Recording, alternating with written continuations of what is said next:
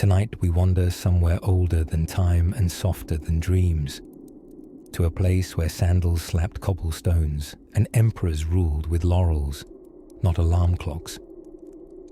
Welcome to ancient Rome, a civilization so organized it had a god for doors.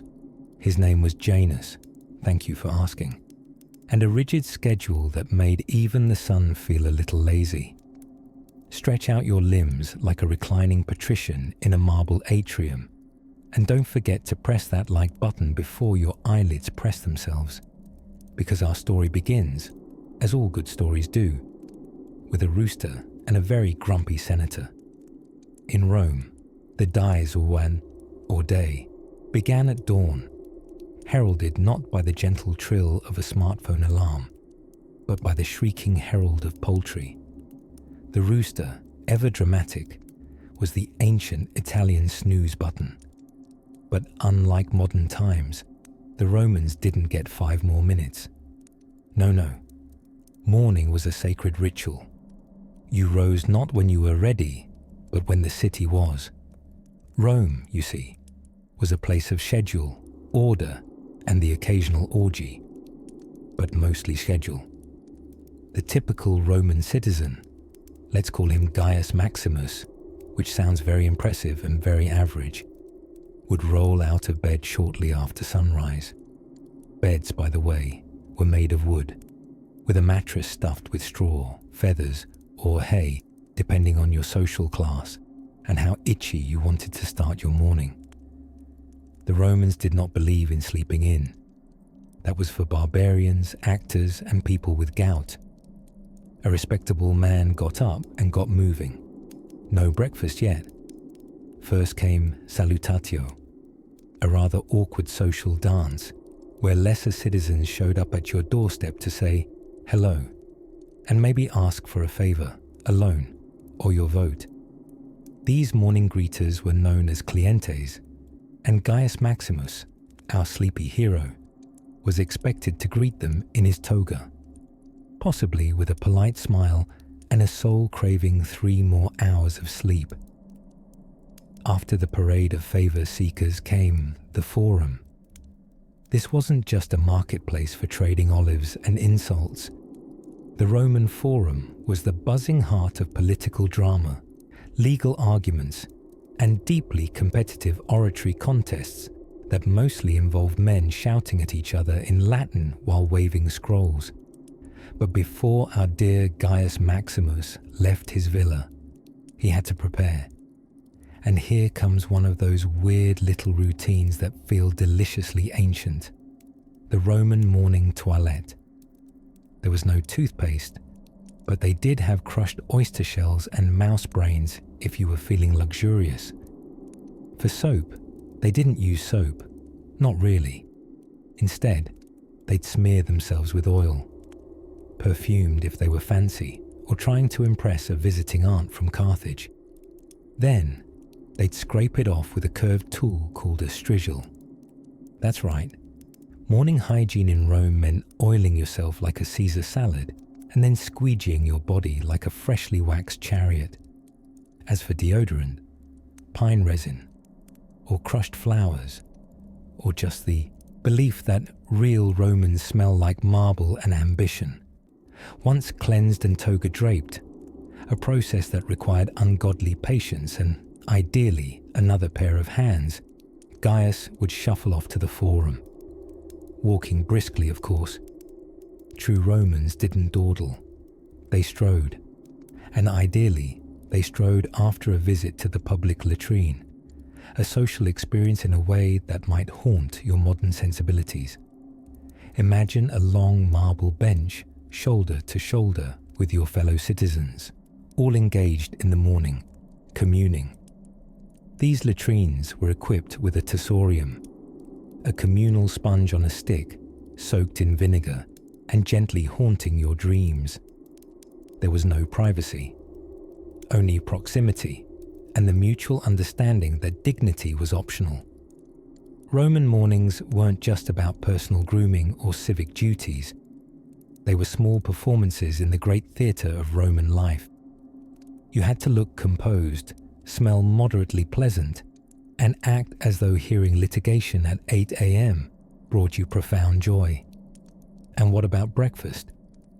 Ientaculum. It was simple: bread, maybe cheese, maybe some fruit, perhaps yesterday's leftover dormouse, if you were eccentric or forgot to shop. Most Romans weren't much for elaborate early meals. The big feast came later. Mornings were for business, hygiene, and tolerating your clients with a practiced look of aristocratic disinterest. And so, under the soft golden light of an Italian sunrise, the streets filled with footsteps and toga tails, with merchants setting up stalls and gossip sloshing through the air like cheap wine. Rome was awake, and so are you. No rush though. You don't need to oil your limbs or greet petitioners. Just bask here in the odd comfort of ancient routine and the knowledge that at least you don't share a sponge. Now that our sandals are strapped and the sun is climbing, let's tiptoe into the next peculiar corner of the Roman day. A place where bathing was more social than clean, and gossip floated among the steam. Sleepy wanderer, tonight we drift into the ancient Roman bathroom, though bathroom, as you know it, might protest that comparison. This, you see, was less a room of baths and more of a sacred arena where toothpaste came in delightful shades of ash, oyster shell, and on occasion, burnt mouse brains. Yes, mouse brains. But that's getting ahead of ourselves. Let's begin with the quieter charm of a Roman morning. The sun had barely begun curling its golden fingers over the red roofs of Rome. Birds fluttered lazily among the fig trees, and toga-draped silhouettes yawned from shaded doorways.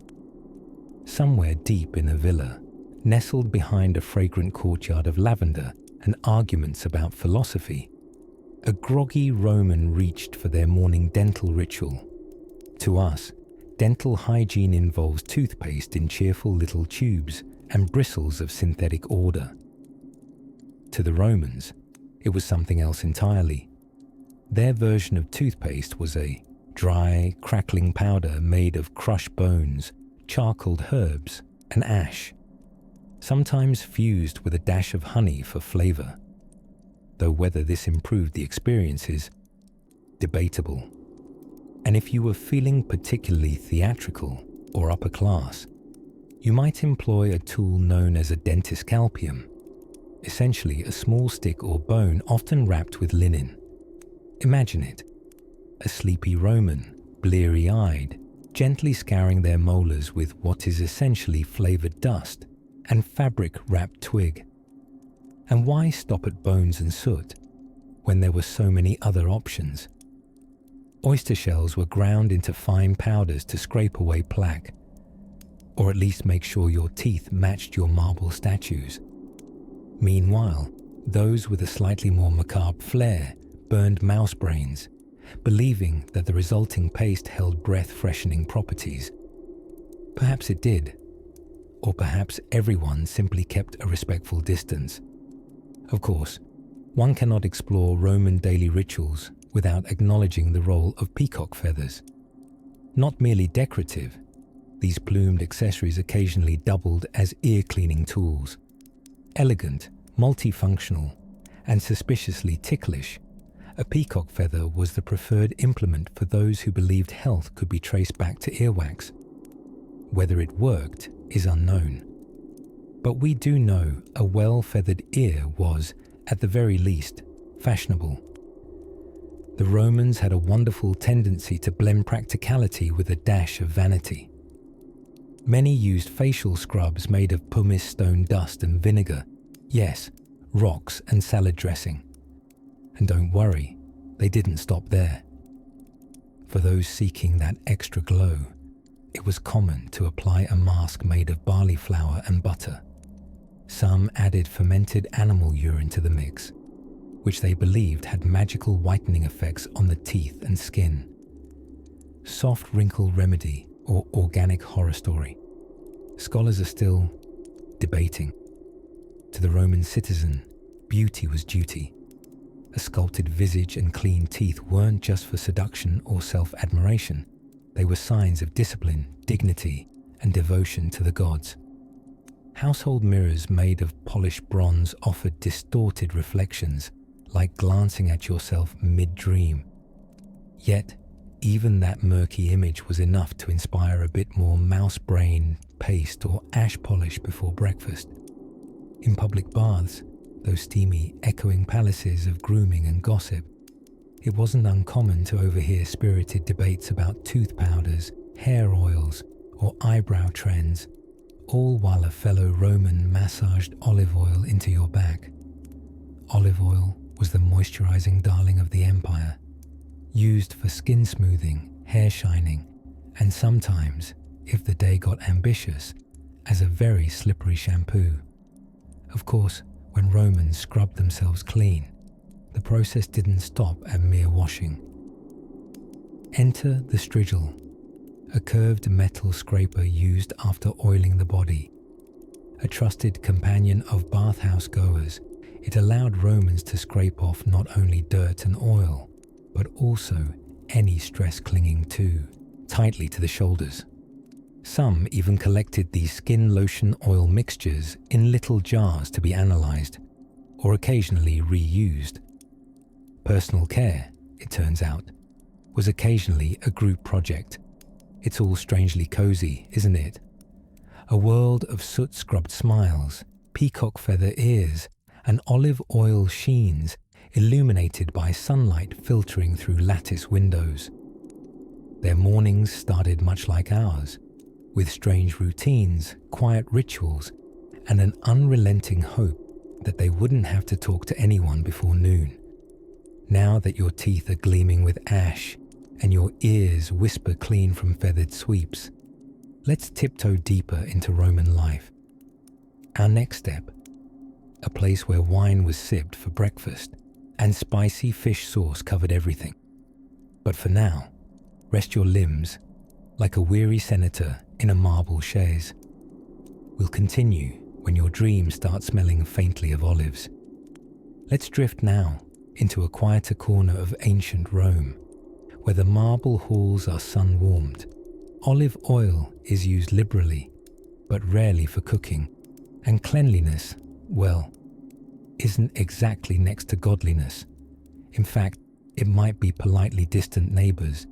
You see, for all their aqueducts and what we modern folk might call spa culture, Romans weren't exactly shampoo commercial material. Togas were rarely washed, not because laundry was tedious, although it certainly was, but because they genuinely saw a crusty toga as something of a character note, a rugged badge of dignity. Imagine a senator strolling into the forum, folds of wool speckled with yesterday's lunch, completely unfazed because a man of virtue has more important things to do than outsource his fashion to a bucket. Roman laundry, when it did happen, involved a rather eyebrow-raising ingredient: urine. Yes, actual human urine. Before you wrinkle your nose too deeply, allow me to explain, gently. You see, ammonia is a powerful cleaning agent, and the Romans, who rarely wasted anything except opportunities for dental hygiene, knew it. Fullers, those were Roman launderers, set up shop with vats of pre-loved garments and even more pre-loved fluids. Citizens would dutifully, even proudly, deposit their contributions in public jars, gifting their water to Caesar, you might say.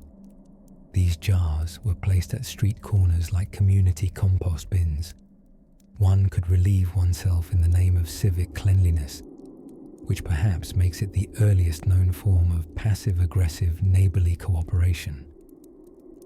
Thanks, Marcus, for holding in your disdain for these pants long enough to help me clean them.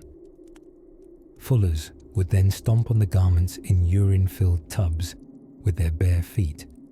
Yes, this was not only a profession, but a surprisingly competitive one. Skilled stompers were highly prized. The human foot, with its nuanced pressure and ankle articulation, was considered far superior to any instrument. A percussionist for laundry.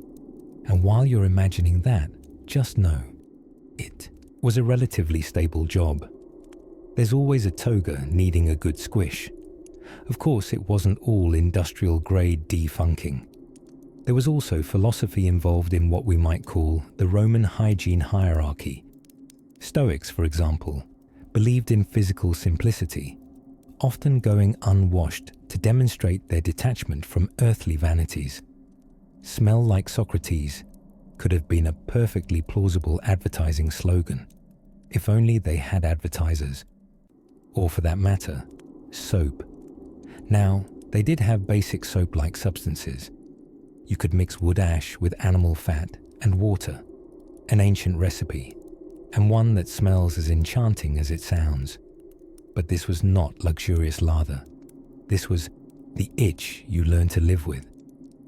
Olive oil, on the other hand, enjoyed a dual life. Romans slathered it on their skin generously, not for moisturizing, but as a grime magnet.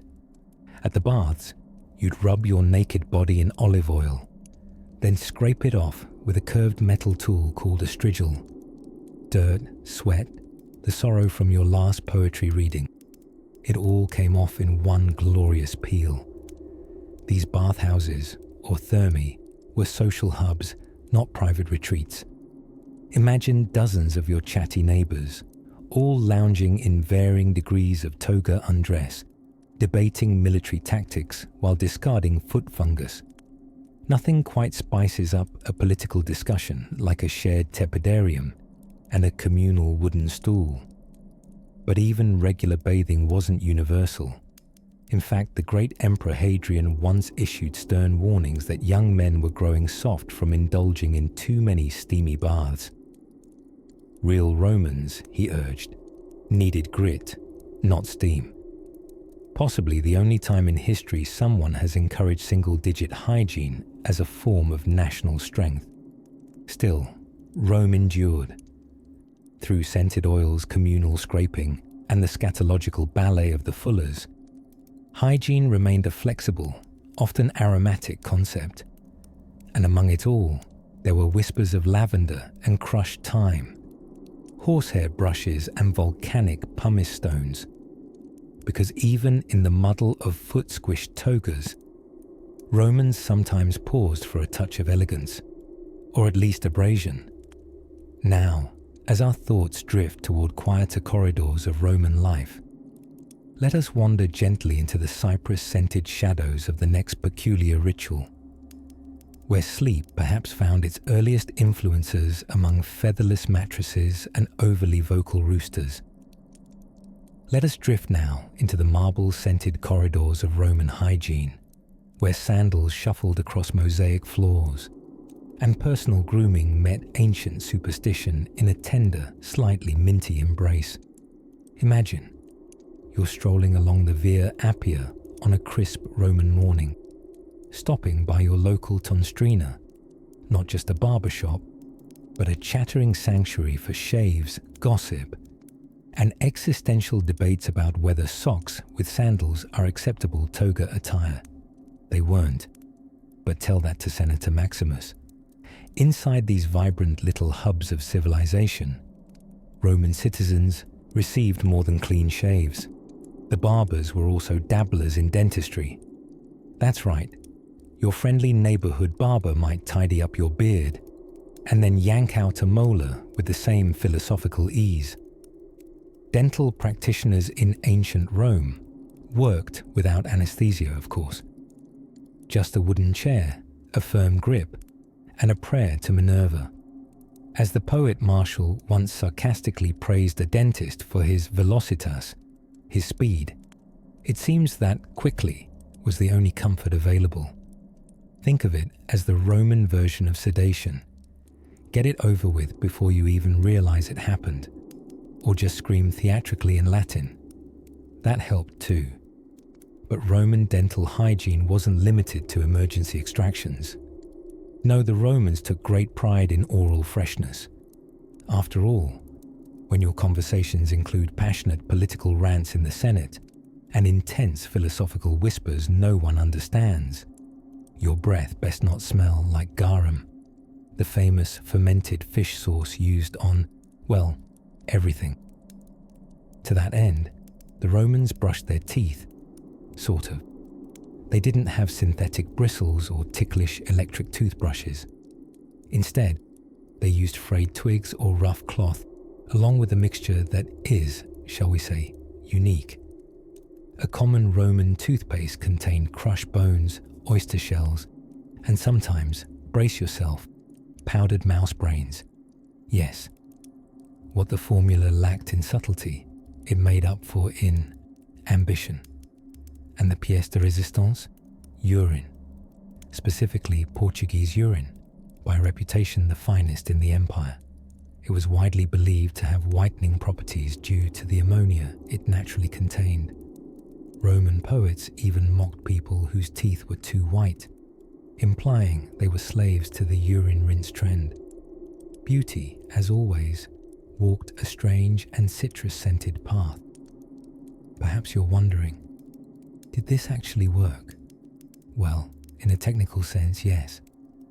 Ammonia does have mild bleaching properties, but let's just say the social trade-off of quite literally breathing through your rinse was considerable.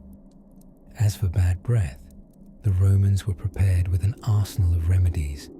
Chewing parsley was widespread. They also had breath mints, little herbal tablets made with fennel, myrrh, and, depending on the recipe, a sprinkle of dragon's blood.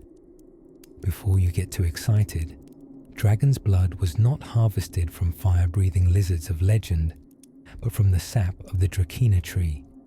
Still, the name gave it a thrilling bite. Perfume pastilles and breath spices could be found at the local apothecary, often beside love potions, wrinkle creams, and suspiciously eager salesmen in woolen tunics. Aphrodite's almond elixir, guaranteed to freshen breath and attract senators. Oh, how the marketing world hasn't changed. Even the gods got involved in oral hygiene. Offerings to deity Hygeia, goddess of health, occasionally included little tooth-shaped votives. "Please, Divine One," a Roman might murmur, kneeling in a quiet temple. "Keep my molars solid and my incisor free from the bite of barber dentists." In the cooler corners of Roman bathhouses, one might even overhear snippets of dental advice whispered between steamy plumes. "Drink warm wine in the morning. It burns the worms out of your gums." Or, "Boil mint and rinse 7 times under a full moon." Some of these remedies were more hopeful than helpful, but they show one tender truth. Humans across the ages just wanted to smell presentable. But now let's close the mouth, even the historically accurate one, and let our minds wander beyond the toothbrushes and bubbling cauldrons of mint. As we gently float across the river of dreams, we'll soon wander into another curious corner of Roman routine, one where the garments speak, and laundry is anything but clean. Imagine, if you will, the sun slowly yawning its way over the terracotta rooftops of ancient Rome. The city slowly stretches, the aqueducts trickle like sleepy rivers, and in a modest domus tucked between 2 noble homes, a young Roman named Gaius begins his day by rinsing his mouth with something utterly unexpected. Now, you may believe toothpaste is a modern miracle, born of mint-flavored science and laboratory ambition. But the Romans, they were brushing long before fluoride found its fame. Their morning routine included a peculiar paste, often made from crushed bones, oyster shells, powdered charcoal, and, if they were truly lucky that day, a bit of deer antler. Why deer? No one knows. Possibly because nothing says fresh breath like ungulate calcium. To be fair, it wasn't all dusty bone powder. The wealthier citizens could afford imported ingredients from as far as India or Egypt. Cinnabar for colouring, myrrh for scent, and a curious little luxury called natron, a natural mineral with an uncanny ability to clean and purify, much like baking soda's ancient cousin who went to finishing school. Some ambitious Romans even added urine to the mix. Now don't recoil too dramatically. This was not just any urine, but filtered and aged to perfection.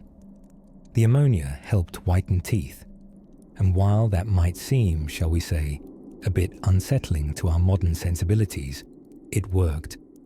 The Romans were nothing if not resourceful, and they did love white teeth. So much so that entire amphoras of the stuff were imported from overseas. In fact, ancient Spain was known for its quality urine, a historical accolade one doesn't often see on tourism posters. The mouthwash, also urine. The toothbrush, a frayed twig. The floss, horsehair sometimes. It's all very rustic chic if you squint hard enough and don't think about it too long. Dental hygiene, however, was not just for show. In Rome's social circles, your breath could make or break your day. Whispering politics in the bathhouse? You didn't want your halitosis to be more scandalous than your conspiracy. An invitation to dine with a senator? You wouldn't dare show up with last night's garum still lingering. Even poets, those moon-eyed romantics, wrote of dental cleanliness. Catullus, in one of his ruder poems, mocked a rival for having yellow teeth. Dental shade-shaming, it seems, is truly timeless. Now, did everyone in Rome brush their teeth? Not quite. Much depended on your class, your habits, and your proximity to hygiene trends.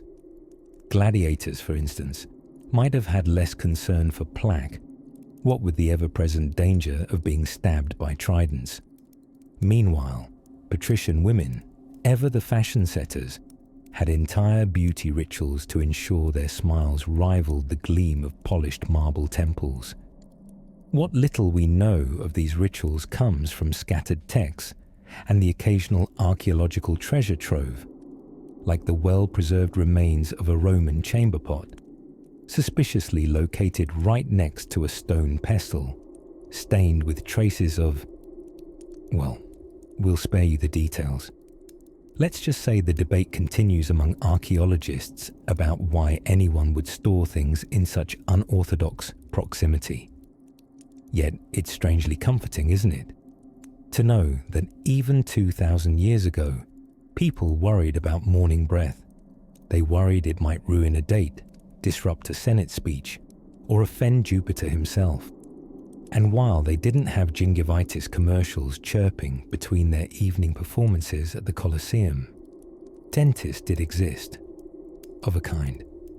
These were more tooth pullers than dental professionals, with iron tools, minimal anesthesia, and a concerning level of enthusiasm.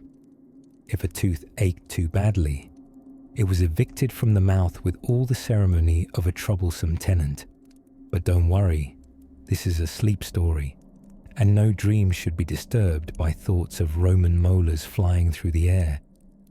Instead, let's picture Gaius once more, his morning breath conquered, his smile as radiant as moonlight on a villa's pool. He steps out into the cobbled street, head held high, breath acceptably neutral, and ready to meet the curious, fragrant day. And as the Roman world awakens, so too do other routines, odder still and more aromatic. In the next hush of history, we'll explore how Romans wore their perfumes and what they wore them on. The sun rises gently over the rooftops of ancient Rome, sprinkling golden light onto tiled domes and laundry lines flapping like weary flags of domestic valor. Birds flutter along the forum, nibbling on half-eaten street food someone dropped after an especially passionate debate about ceiling frescoes. As the city stirs, so too do Romans arise, stretching, yawning, and beginning what we today might call personal hygiene. Now, before visions of perfume soaps and monogram bathrobes fill your mind, let's slow the chariot. Hygiene in ancient Rome was a little different. Not worse, just delightfully unexpected. Let us begin at the mouth, where every morning, after perhaps a murmur to Jupiter or a complaint about lower back pain, an ordinary Roman might reach for their toothpaste. But unlike your minty gel that promises glacial Arctic breeze and the erosion of enamel, Romans made do with something both simpler and, to modern noses, slightly more alarming. Their secret? Crushed bones, oyster shells, charcoal, and, well, urine. Yes, there it is. You've arrived at the part that tends to startle first-time time travelers. You see, Roman toothpaste often included powdered charcoal and ashes for abrasiveness, mixed with the ammoniacal properties of stale urine, which, in the days before brand consultants, was seen more as a useful household commodity than something to flush and forget. In fact, aged urine didn't just clean teeth, it whitened them. Ammonia, which modern cleaning products still use, was extracted naturally from fermented urine. The smell, of course, left something to be desired, but Romans were more concerned with sparkle than scent. Not only that, but they thought gleaming white teeth were a potent sign of vitality and social polish.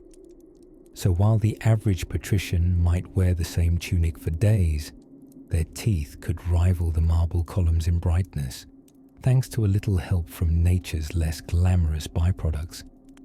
But Romans weren't just scrubbing with mystery pastes. They also had rudimentary toothbrushes. Well, more like chew sticks. Typically, they'd chew on twigs frayed at one end, rubbing them across the enamel like tiny wooden squeegees. Others might simply use fingers dipped in a gritty mixture of salt and ash. Mouthwash, too, was a thing. And yes, it sometimes also involved diluted urine, imported from Portugal no less. In fact, the Emperor Nero taxed imported Portuguese urine. It was that desirable. Somewhere, in an amphora warehouse, an accountant was calculating the value of golden liquid. Literally. Now, I know this might sound more like a potion class gone wrong, but Romans were, for their time, oddly obsessed with freshness. They believed bad breath was not only distasteful, but potentially dangerous to health and soul. There are even surviving texts of courtroom insults accusing political enemies of reek mouth, which might have hit harder when you shared a Senate bench with the accused.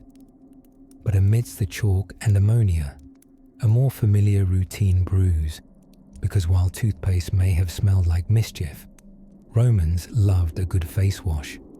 They splashed water, or rosewater if you're fancy, across their faces, patting it dry with linen cloths. Some even used an early exfoliant made from powdered pumice stone. Picture this, a toga-clad aristocrat delicately sanding his cheeks, murmuring about last night's dream of a chariot race featuring unusually fashionable donkeys. So personal grooming, though odd to our modern sensibilities, was both daily and deliberate. Romans even had beauty salons called tonstrini, where people could purchase lye-based soaps to scrub off the residue of politics, parties, and philosophical musings. And while they didn't have floss as we know it, they did have toothpicks, usually made of metal or quills, used conspicuously at dinner parties and afterward. A sort of, I just had oysters and I'm important power move. So, next time you squeeze your toothpaste onto that silicone brush, take heart. You are part of a long lineage of humans doing their best to face the world with clean teeth and hopeful breath, even if others used different ingredients and imported theirs from Iberian chamber pots. And as the sun climbs a little higher over Rome, and citizens button their tunics and take their leave from marble homes or humble huts, their smiles gleam just a little brighter thanks to yesterday's decisions, possibly a mouthful of ashes and ambition. Now that our oral hygiene is properly peculiar, let us wander onward, where another Roman routine awaits just past the villa gates. Ah, the sun has gently tilted westward over the tiled rooftops of ancient Rome, and the streets are still bustling with chatter, commerce, and the faint whiff of, well, we'll get to that. Tonight, dear listener, we slip quietly through the back alleys of history, not in a toga, mind you, but perhaps in an exquisitely unnecessary but fashionable pair of sandals. Now, you might not have considered the daily drama involved in something as simple as footwear, but in Rome, even your toes told a tale. The Romans were practical folks, but they weren't above a little pizzazz. Even on their feet, they designed dozens of types of sandals, from military issue to upper-class lounging models. The caligae, for instance, were standard issue for Roman soldiers. Tough, studded, and breathable, these sturdy numbers had more in common with a modern hiking clog than a sleek gladiator sandal. But here's the kicker, pun entirely intended. They left their toes exposed year-round. Rain, shine, snow, or eruption of Mount Vesuvius, those little piggies were left out to market. Socks were considered rather barbaric, a Celtic oddity. So while soldiers marched across Europe's frost-kissed frontiers, their feet wore sandals, possibly accompanied by a robust collection of blisters and an equally robust sense of masculinity. And sandal envy. Oh, it existed. Certain colors, like red or purple, were reserved for magistrates and emperors. You couldn't just strut into a market in imperial purple sandals without causing a scene, or without being arrested. It's the ancient equivalent of trying to sneak into a royal garden party, wearing the Queen's wedding tiara, noticeable, frowned upon, and probably ending in some stern talk about decorum. Speaking of things that needed airing out, let us now glide daintily to the Roman public toilet. Yes, lavatories, the great unsung symphony of civilization. In Rome, going to the bathroom was, surprisingly, a social affair. Public latrines were long stone benches with keyhole-shaped openings set side by side. No doors, no partitions, and certainly no scented candles from the artisanal apothecary down the street. Just you, your fellow Romans, and the trickle of flowing water beneath. You see, these public toilets were connected to the ingeniously designed Roman sewage system, the Cloaca Maxima, Latin for Great Sewer, which, admittedly, sounds more like a heavy metal band than a plumbing miracle. It carried waste out of the city, ensuring that most days the streets remained tolerable for a mid-afternoon stroll. But wait, there's more. The real showstopper of Roman restroom culture was the tessorium, a sponge on a stick, communal, rinsed in salt water and left to rest in a trough. Every user used it, and yes, that's as alarming as it sounds. Imagine the worst roommate story you've ever heard, and multiply it by a population of 1 million. Still, Roman citizens accepted all this with the same nonchalance they used to debate poetry or cuisine. They weren't squeamish, they were pragmatic. And the public toilets weren't secret hideaways. They were places to chat, to hear the latest gossip, or muse aloud on whether Seneca was overrated. One might say bathroom talk was born in Roman latrines. Of course, not everyone approved of this colonnaded camaraderie. The more refined classes had private indoor facilities, often located dangerously close to the kitchen, which is exactly as delightful as it sounds. Yet, these daily rituals, tying on sandals and navigating communal loos, were just part of the rhythm of Roman life. A quiet reminder that even the grand architects of empires had to wrestle with a stubborn sandal strap or mutter, "Excuse me," in a crowded toilet.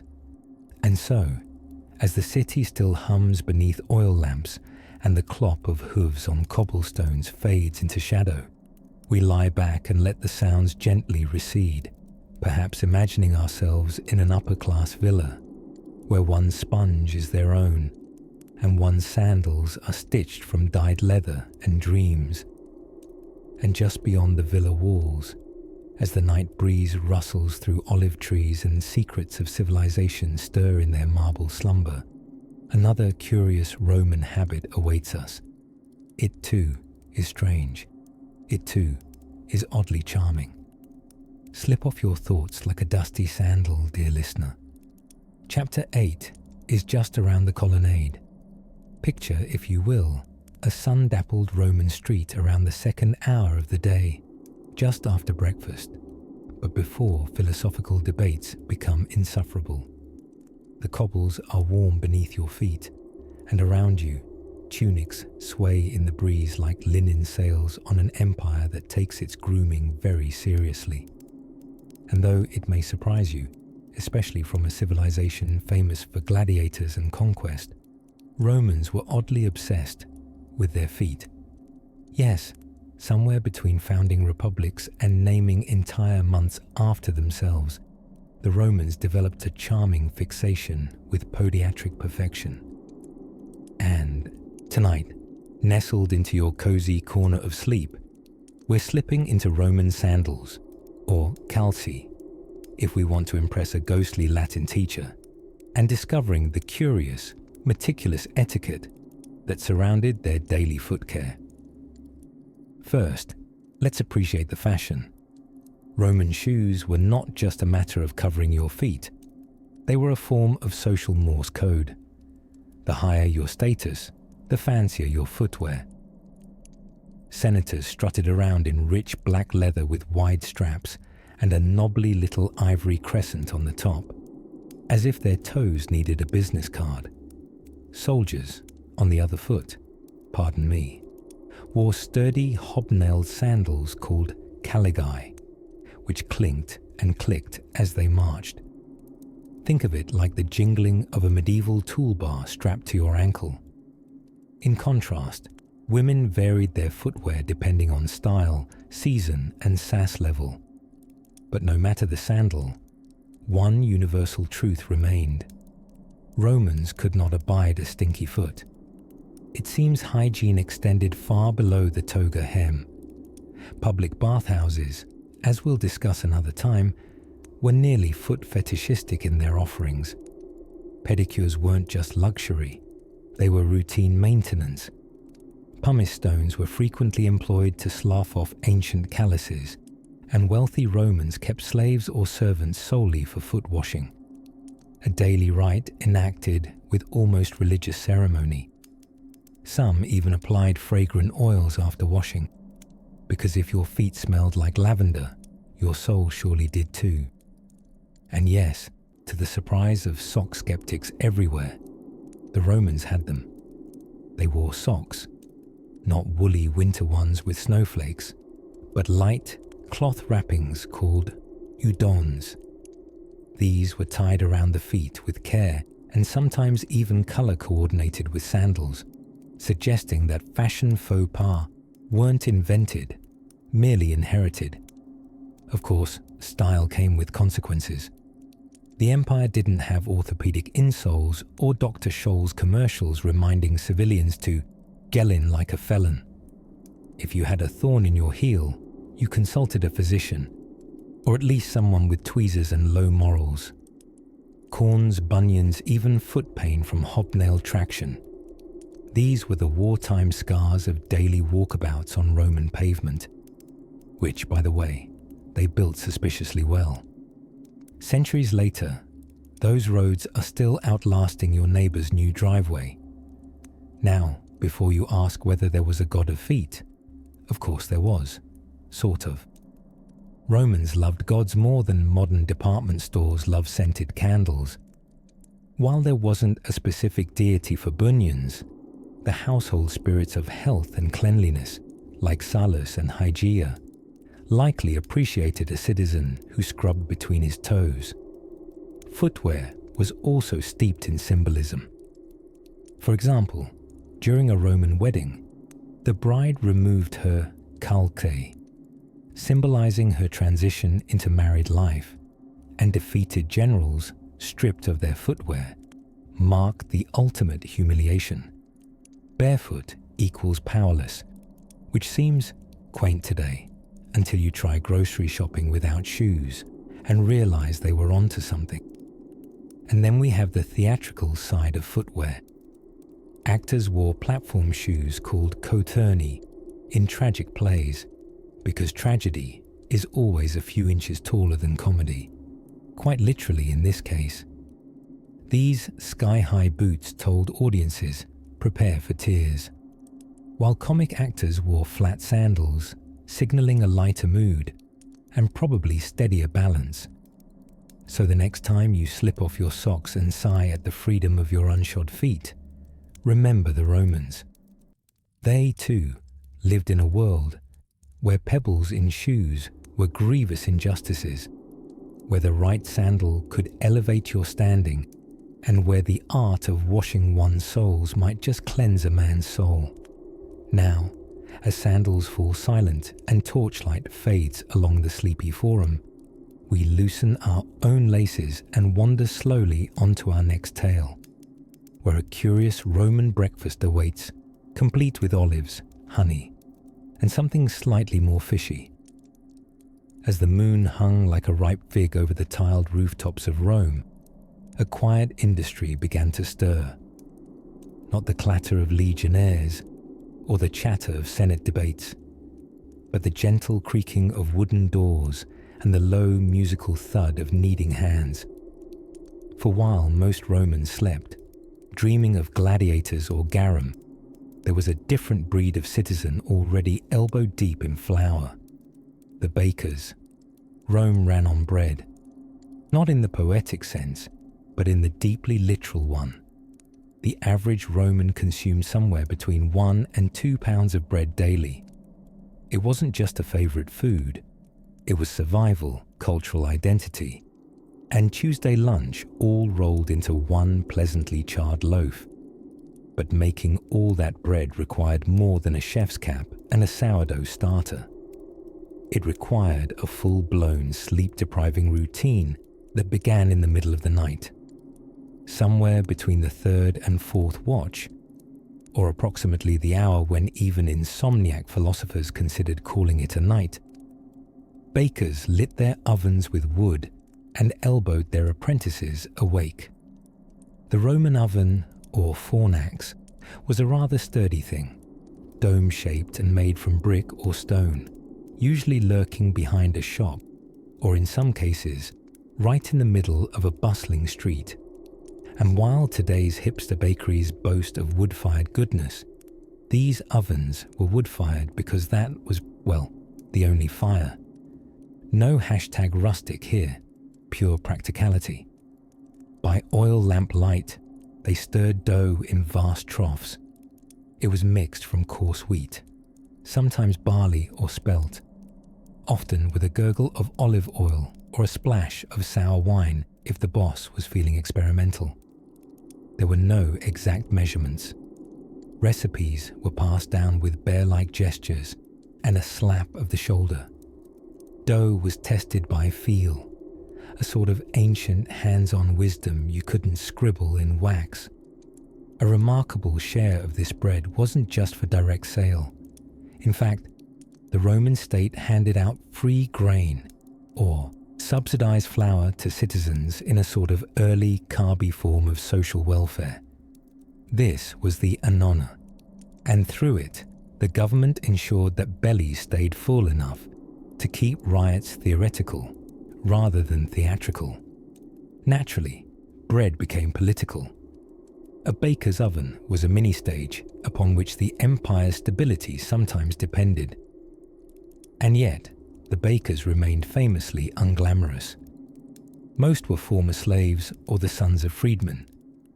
Despite their importance, they sat firmly somewhere below philosophers, but just above the people who spooned out fermented fish sauce.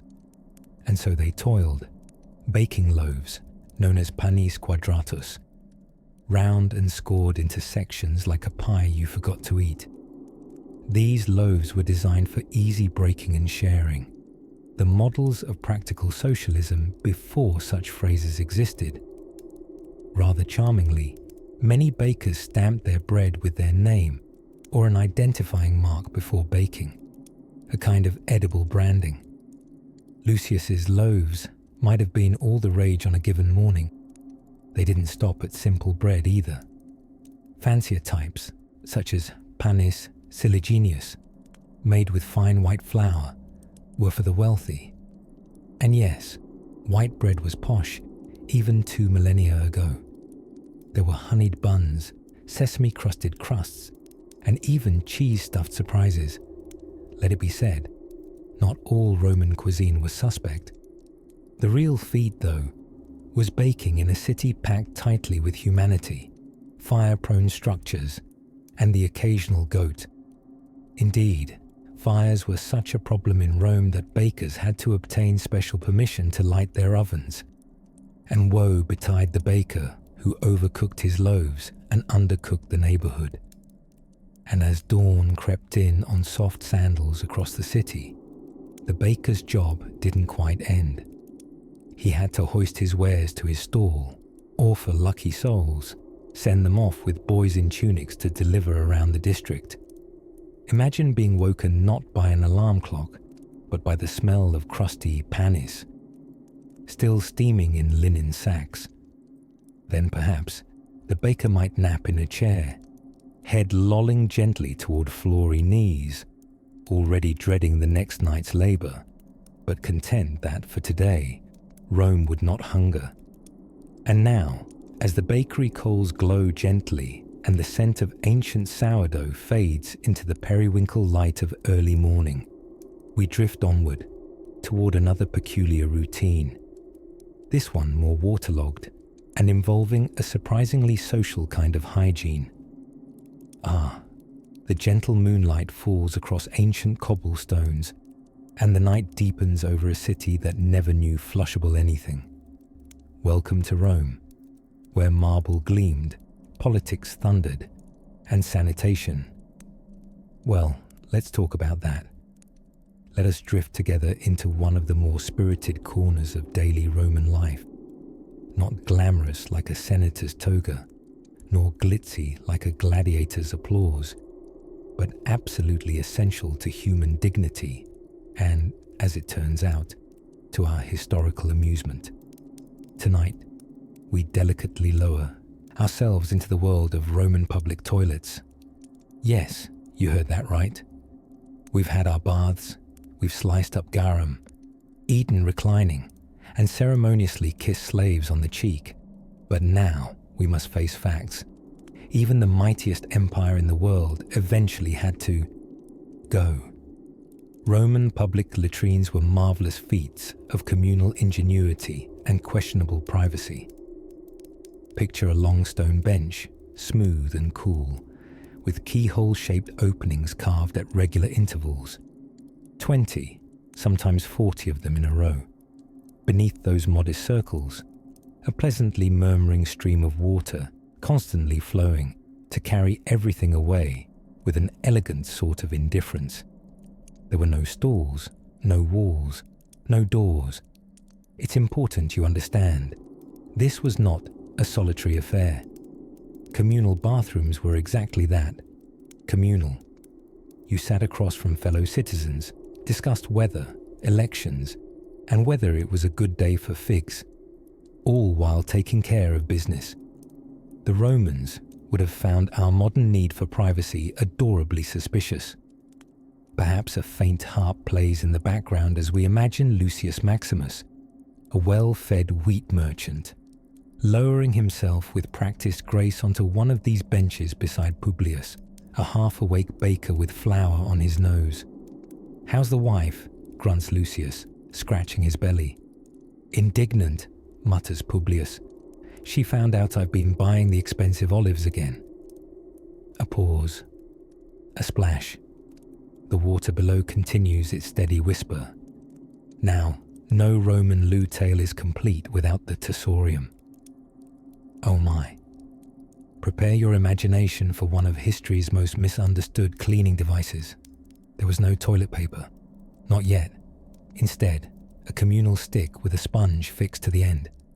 A sponge that everyone shared. It sat in a bucket of water, often mixed with vinegar or salt. After doing one's dux ex machina, a Roman citizen would reach for the tessorium, mop things up, rinse, return it, and move on with their day, like passing the baton at the world's oddest athletic event. Regrettably, there's no surviving record of how one knew if the tessorium had been rinsed recently. Now, if this is troubling your modern sensibilities, you're far from alone. Even in Rome's twilight years, visiting Greek dignitaries were known to write hilariously scathing reports of Roman latrine customs. One poet compared the sponge stick to a handshake with fate. But there was more to these lavatorial lounges than just group sitting and shared sponges.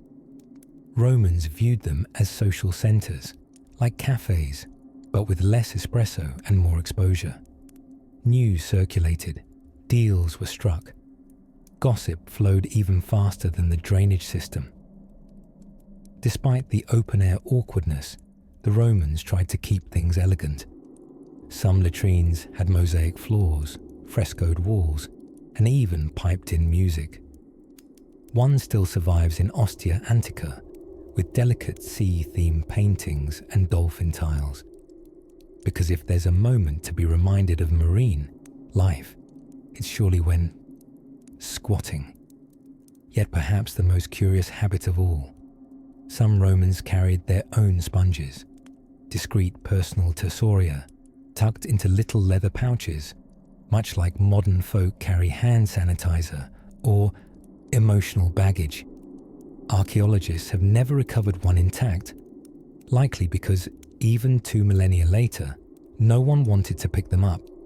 And so, the Roman day went on. Public speeches, public baths, and public seating arrangements of intimacy.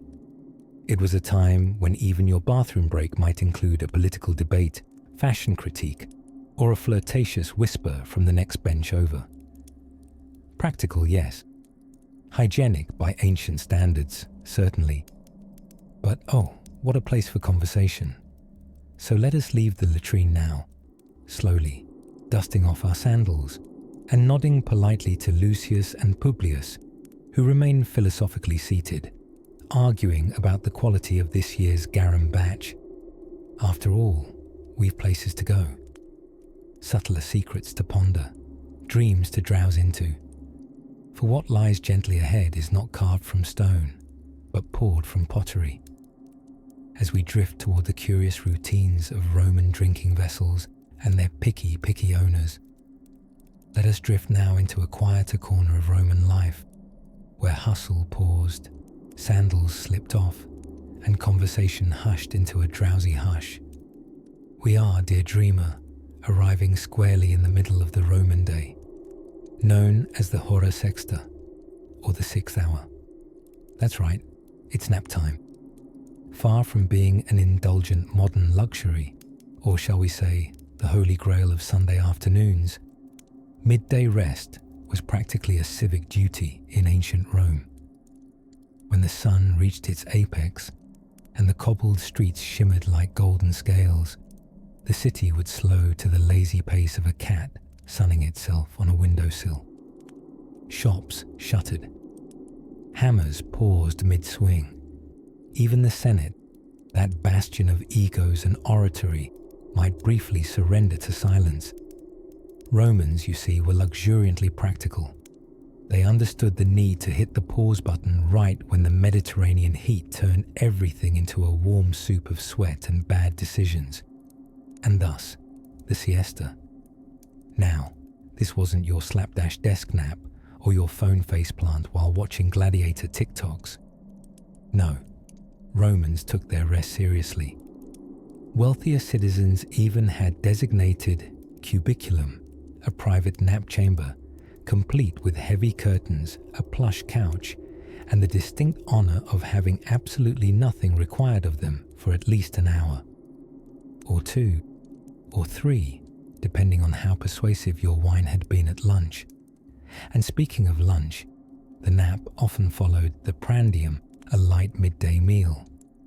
Not as decadent as dinner the cena, but enough to tuck one's senses into a sleepy lull. Bread dipped in olive oil, a few figs, maybe some cheese, maybe some gossip, and then off to dreamland. For slaves and servants, of course, the experience was less cucumber slice luxury, more grab a corner and breathe real, quiet.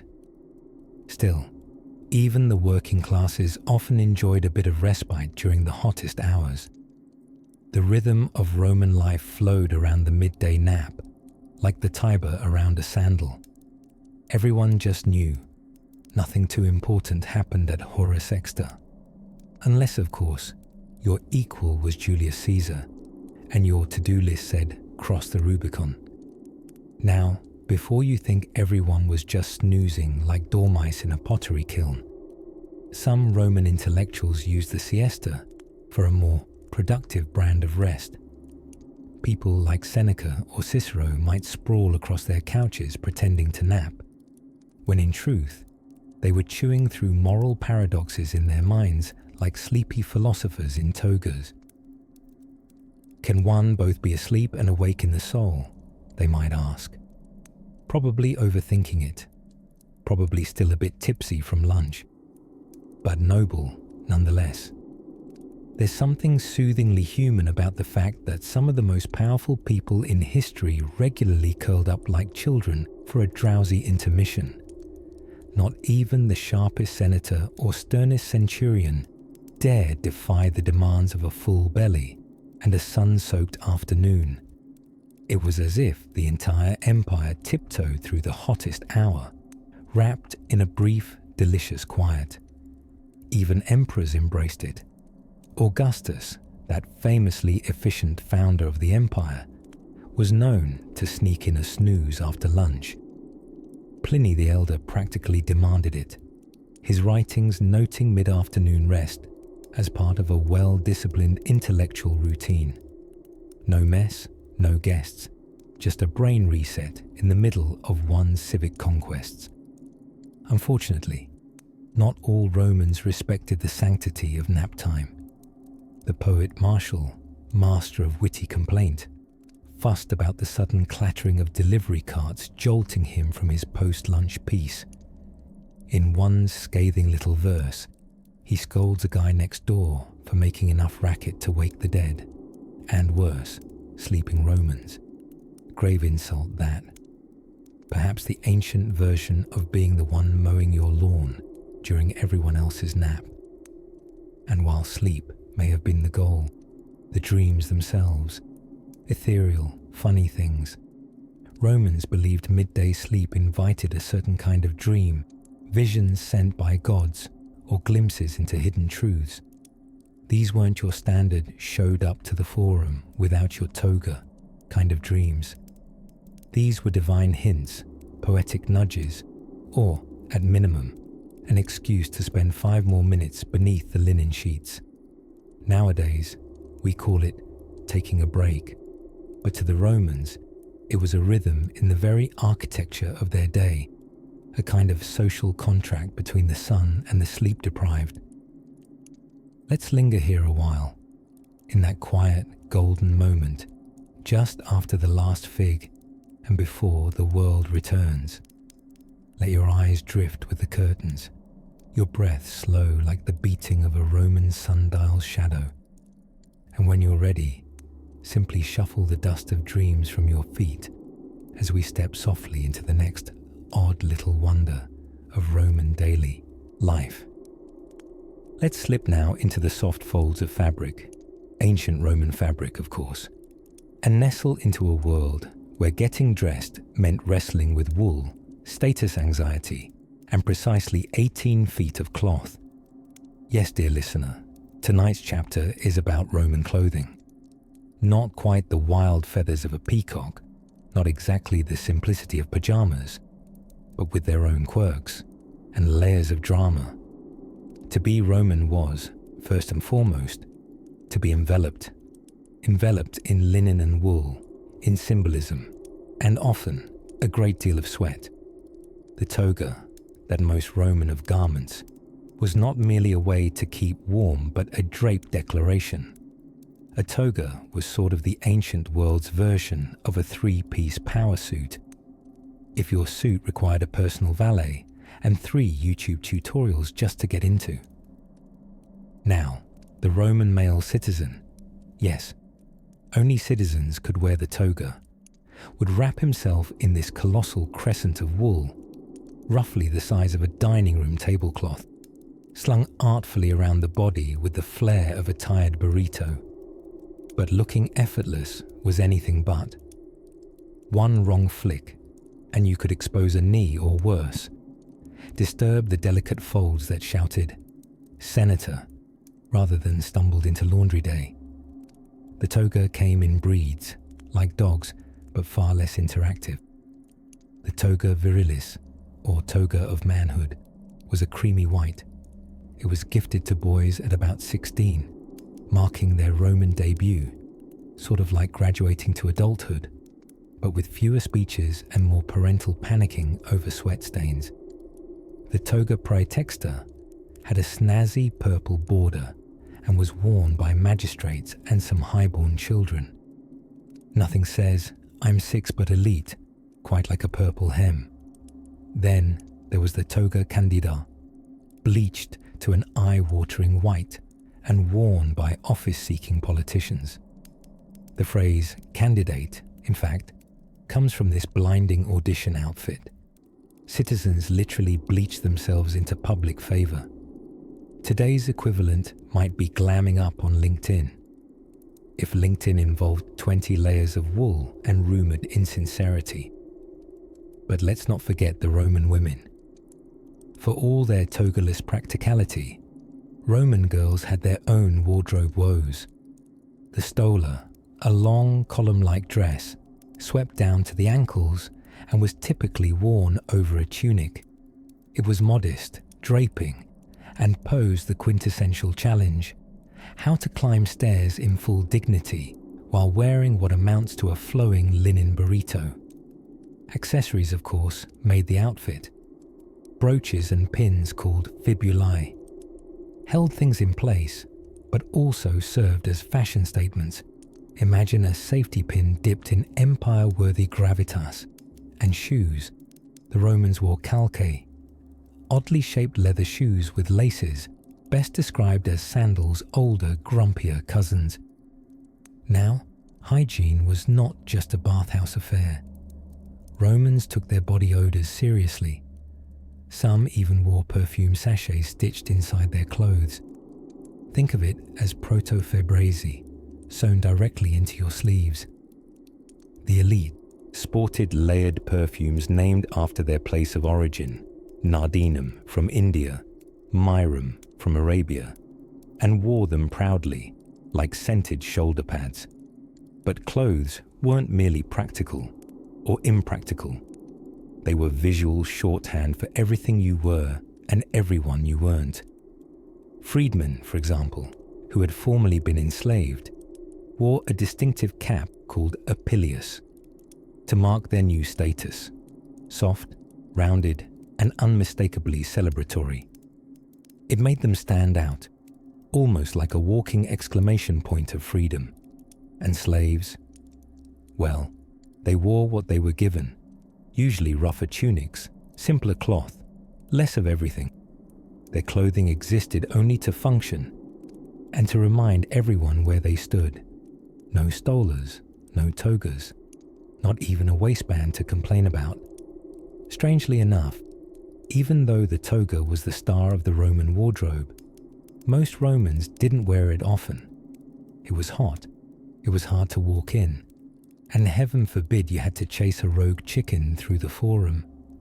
In daily life, common men sported tunics, simple, short, belted, worn with an air of, "I'd rather not trip today." So next time you throw on your favorite hoodie or struggle with those trousers that shrunk since last year, surely the dryer's fault. Remember, the ancient Romans wrapped themselves like burritos, scented their kneecaps, and campaigned for office in UV reflective wool. History, as it turns out, has always had a flair for the awkwardly fashionable. And with our toga folds gently tucked in, let us now drift onward to a morning routine that involved not toast or toothpaste, but dreams of Roman breakfast. Pillows fluffed? Good. Eyelids heavy? Even better. Because the next tale begins just after dawn, in the kitchens of empire. Picture this. You're strolling through a bustling Roman street near twilight, the sun low and golden, casting honeyed light over cobblestones and sandal straps.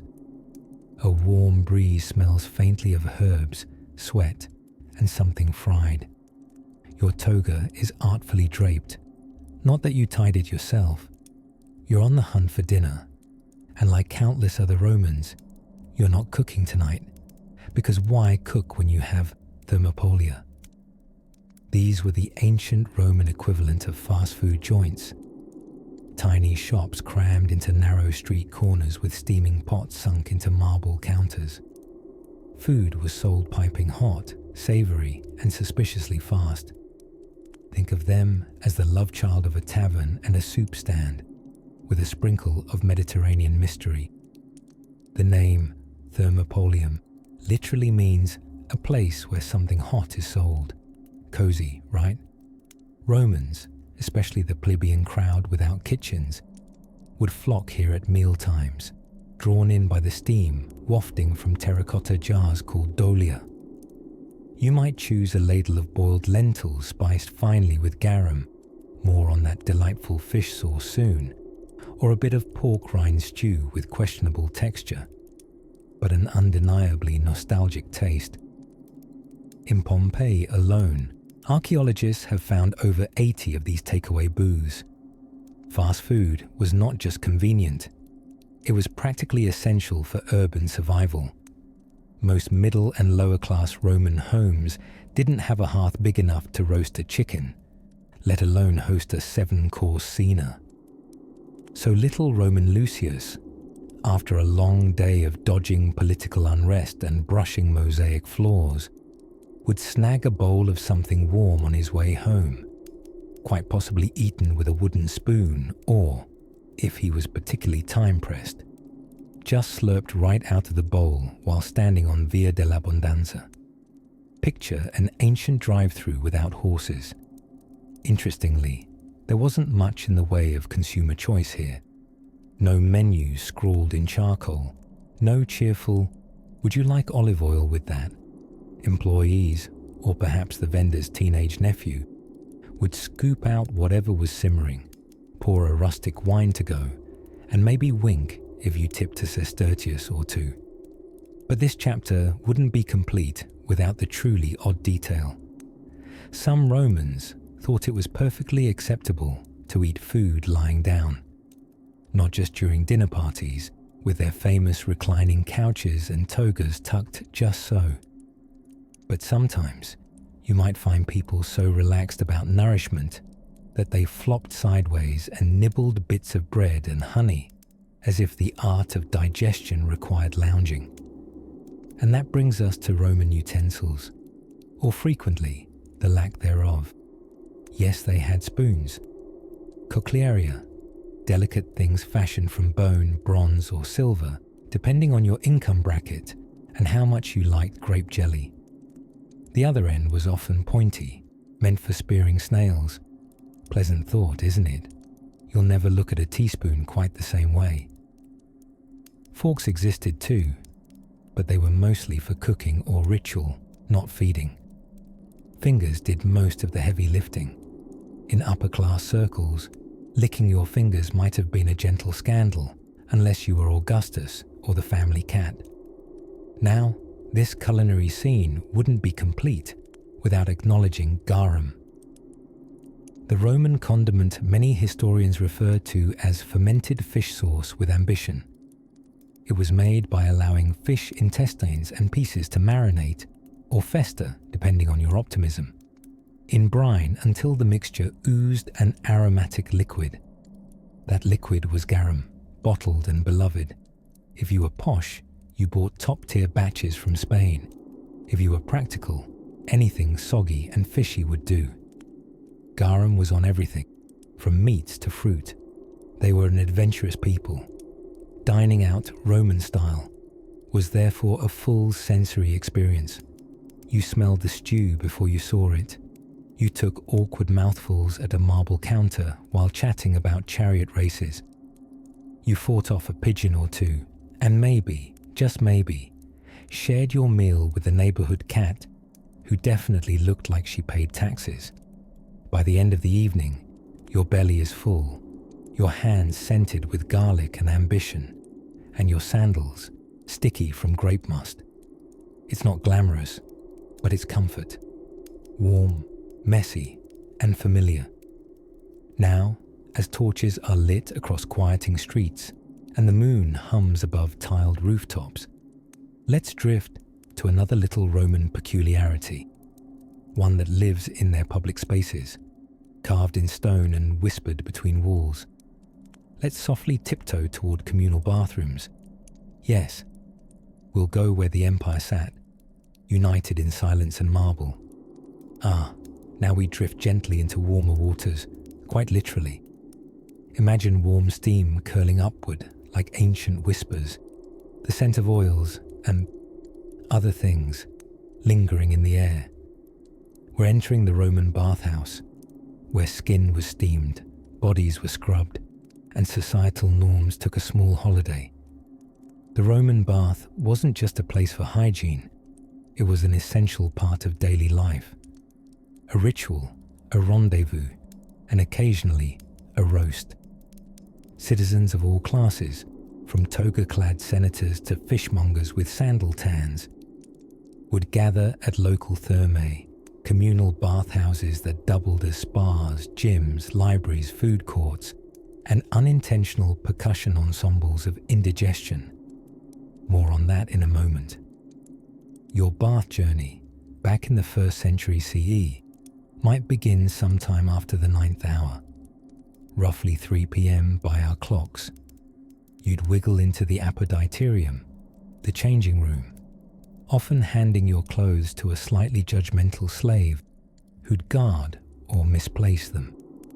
From here, it's a leisurely stroll through hot, warm and cold rooms. The caldarium, hot and steamy, tepidarium, mild and cozy, and frigidarium, cold and bracing enough to jolt Caesar out of a nap. Now, to be fair, the bath itself sounds relaxing, but it came with a series of traditions, both charming and cheeky. Take, for instance, the art of stridulating. After a solid sweat in the caldarium, a manservant or a friend, or a very unfortunate stranger you made eye contact with, would take a curved metal tool called a strigil and scrape the mixture of sweat, dirt, and oil off your skin. Think of it as exfoliation, but with fewer cucumbers and more shouting. And then came the gas. Yes, bathhouses were echo chambers in marble. Add in thousands of beans, olives, and pickled fish in the Roman diet, and we reach nature's musical encore. The Roman writer Seneca, known for his calm stoicism and quiet sass, once grumbled about the racket his neighbour's bathhouse made. The grunts of weightlifters, the slaps of masseurs, and the, quote, flatulent exhibitions of those enjoying the hot plunge. Truly, acoustics never rested. Public burping and belching weren't exactly scandalous either. In fact, in the privacy of meals among friends, a good solid belch was sometimes considered a compliment to the chef. Romans believed gas leaving the body was a natural act, a necessity, like taxes or sandals that squeaked at inopportune moments. Still, bath decorum had its limits. The great orator Cicero once observed that some men use the bath not to cleanse themselves, but to oil their egos.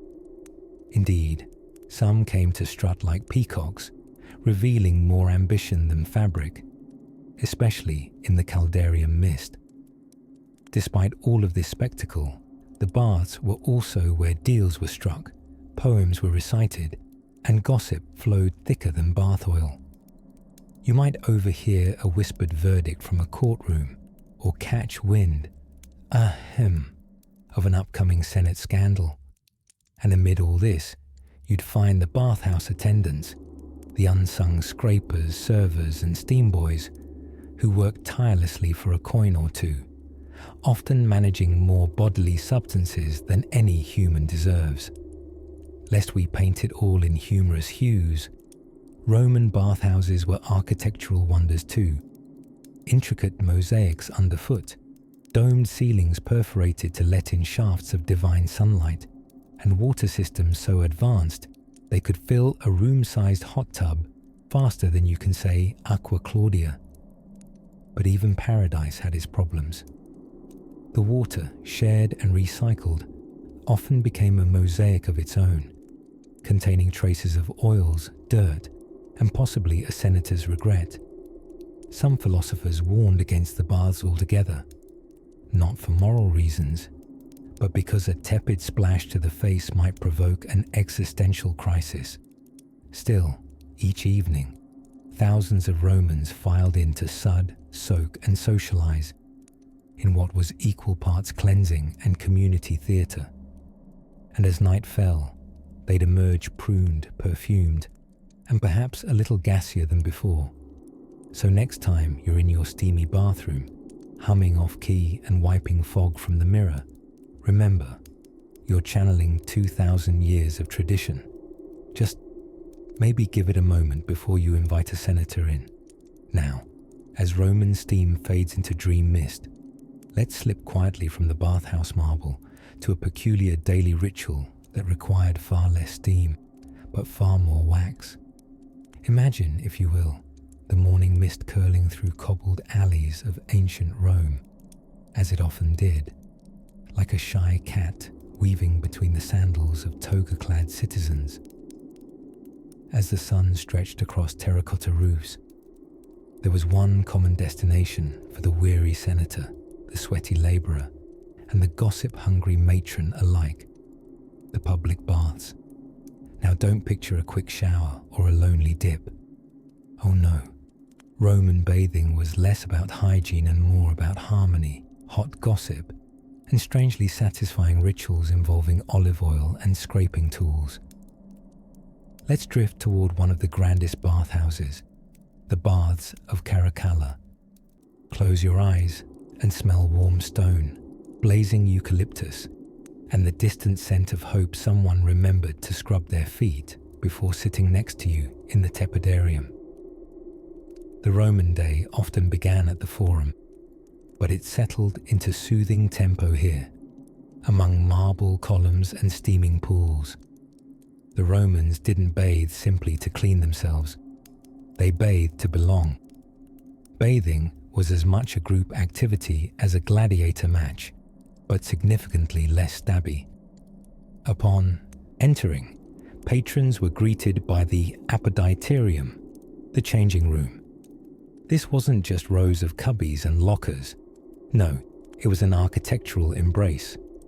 Mosaic floors, frescoed walls, and occasionally statues that made you question how modesty was defined back then.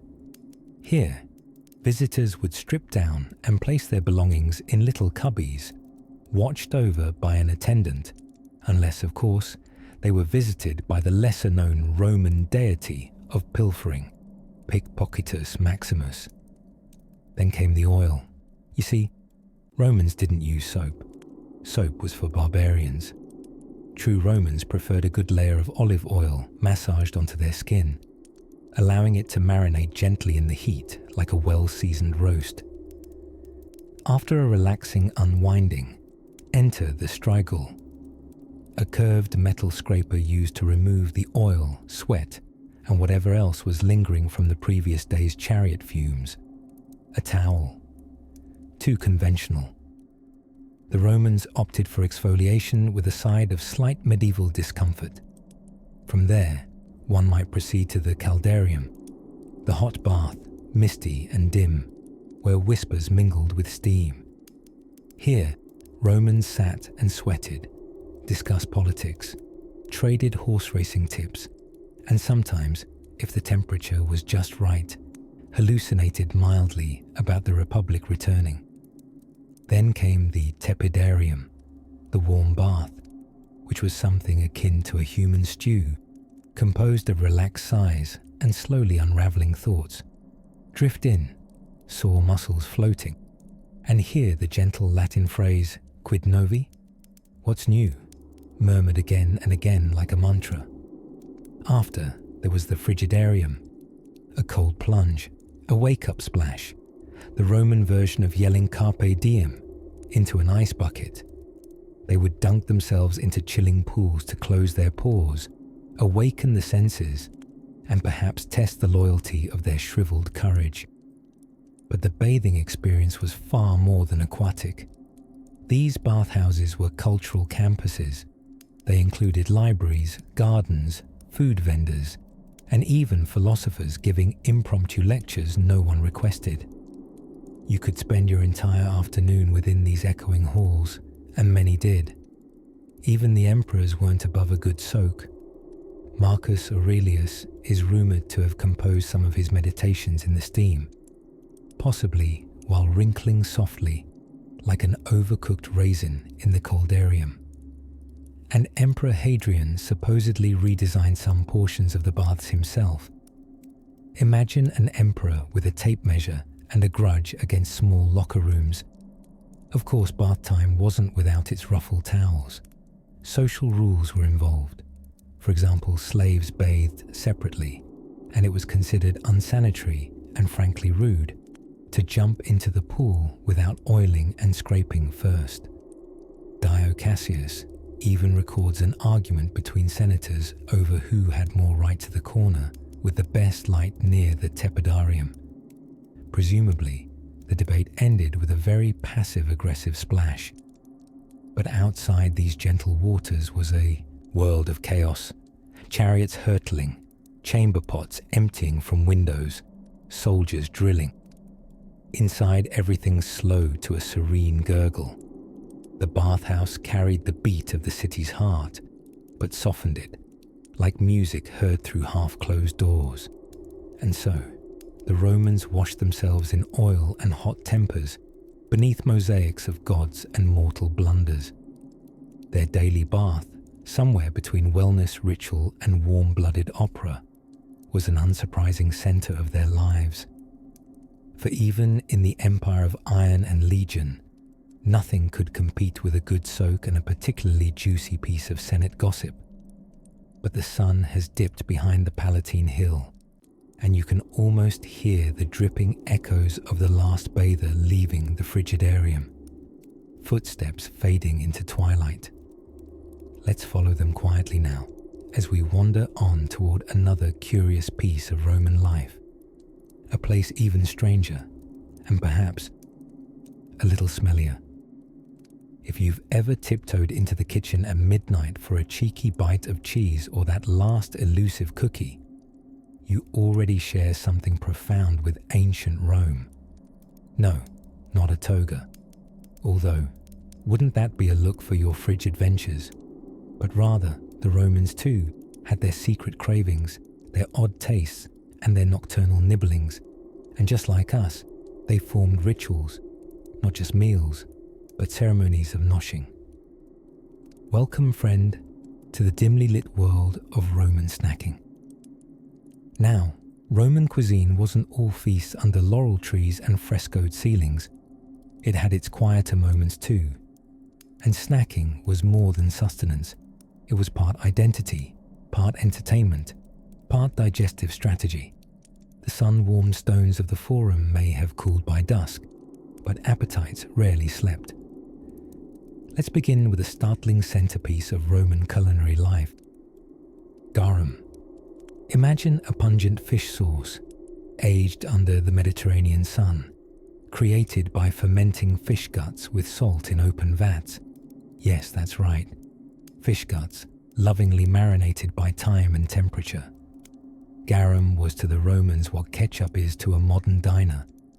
Possibly everywhere, slightly mysterious in composition, and undeniably part of the experience. Its scent was robust. If your neighbour stirred a fresh pot, you knew it from 4 villas away.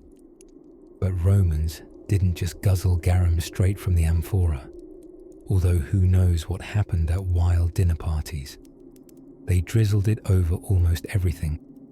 Olives stuffed with fennel, a dash of garum, roasted dormouse with poppy seed crust, splash of garum. Even fruits and cheese found themselves swimming in fermented fish flavour. It was, to Roman taste buds, the salty umami of the gods, Poseidon's perfume perhaps. And speaking of courage, let's pause on that aforementioned dormouse. Yes, the Romans snacked on rodents, but not just any rodents. These were pampered, delicately fattened in terracotta jars called jauca gliraria, complete with tiny internal ledges so the creature could exercise mildly. By the time they met the table, they were rolled in honey and poppy seeds, stuffed with nuts, and roasted until golden. Essentially, the crème de la crème of critter cuisine. A toasted marshmallow with whiskers, if you will. Lighter fare was also popular. The corner snack shops, or thermopolia, served quick bites to the busy masses. Picture small clay bowls of lentils seasoned with mint, sausages skewered on twigs, and warm bread discs painted with oil and herbs.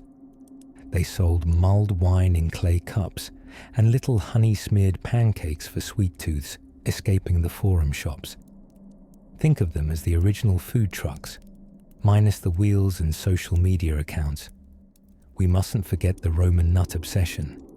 Almonds, walnuts, and hazelnuts were treasured, often roasted and salted.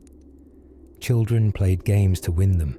Grown-ups traded them like tokens. In one festival, Saturnalia, rules flipped and masters served slaves, with bowls of nuts often serving as currency in games and mock elections. The only time in history where a bundle of almonds might make you the mayor of the living room. As evening deepened and stars tiptoed across the Italian sky, many Romans polished off their day with a light snack and a story. A honey cake here, a fig there, perhaps a sip of spiced wine mulled with cinnamon and dates.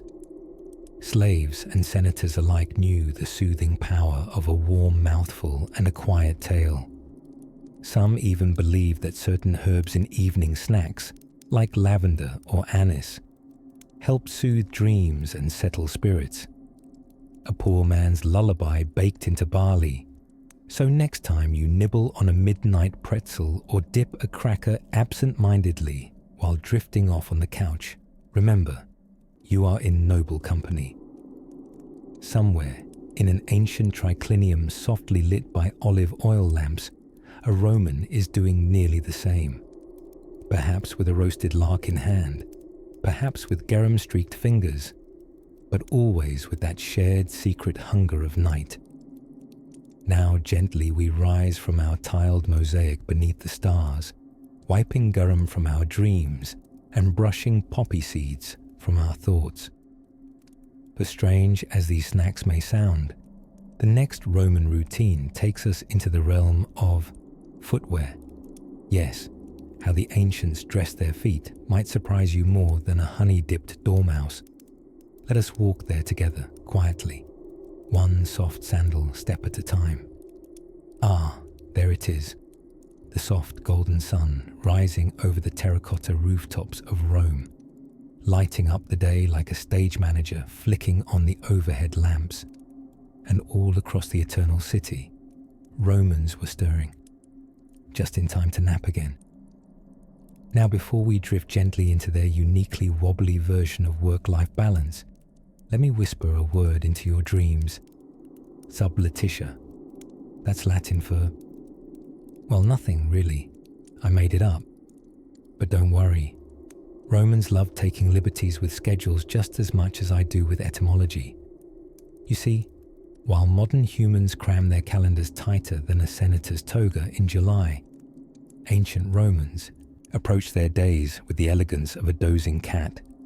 They were early risers, yes, but also gloriously fond of a midday collapse into pillows.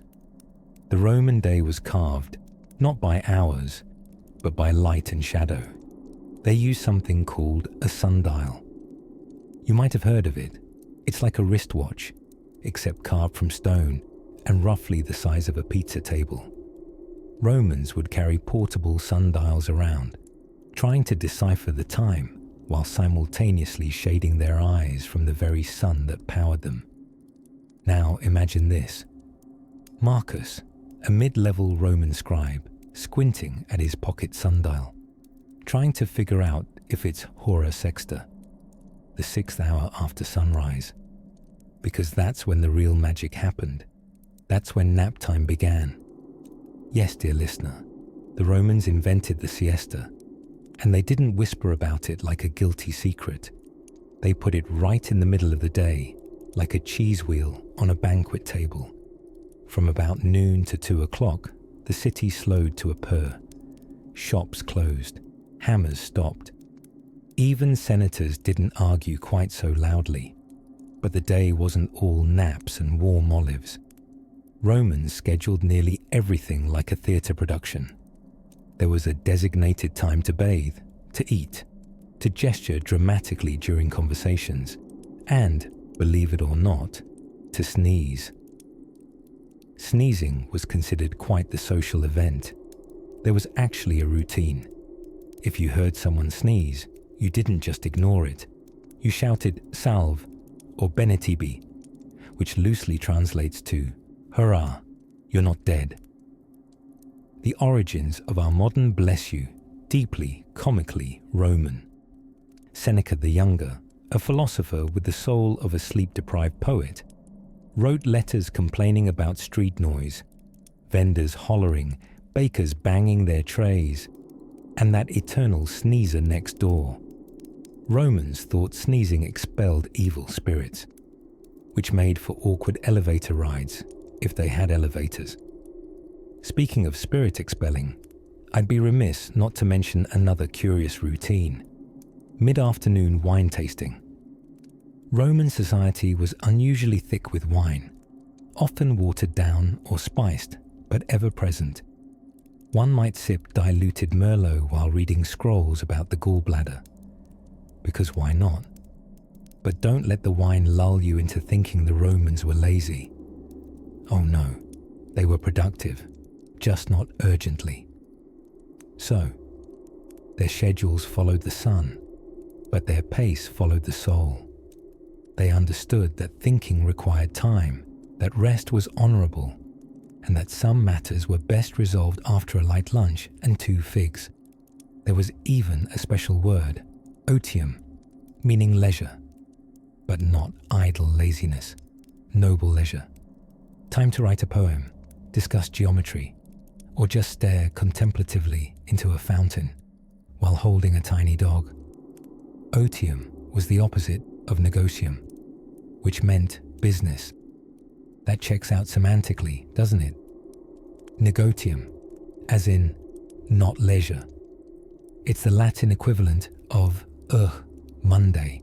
So, in short, or rather, in long and winding nap time logic, Romans lived according to an elegant dance of sunlight, slow breathing, and occasional civic sword fights. They rested when they needed, debated when inspired, and always made space for stillness. The poet Horace once wrote, "Carpe diem," seize the day. But perhaps it was more about gently persuading the day to stay a little longer. To sit next to you on a marble bench, while you sip lukewarm wine and listen to the city murmur like a lullaby. And as we slip under the gentle shade of a fig tree beside them, feel free to press pause on whatever negotium you have tomorrow. Close your eyes, Let the sunlight melt slowly behind your eyelids. There's more to discover in the rhythms of ancient Rome. But for now, we rest. When next we meet, we'll linger in the curious world of Roman beauty rituals. Some so odd, they might just curl your imperial eyebrows.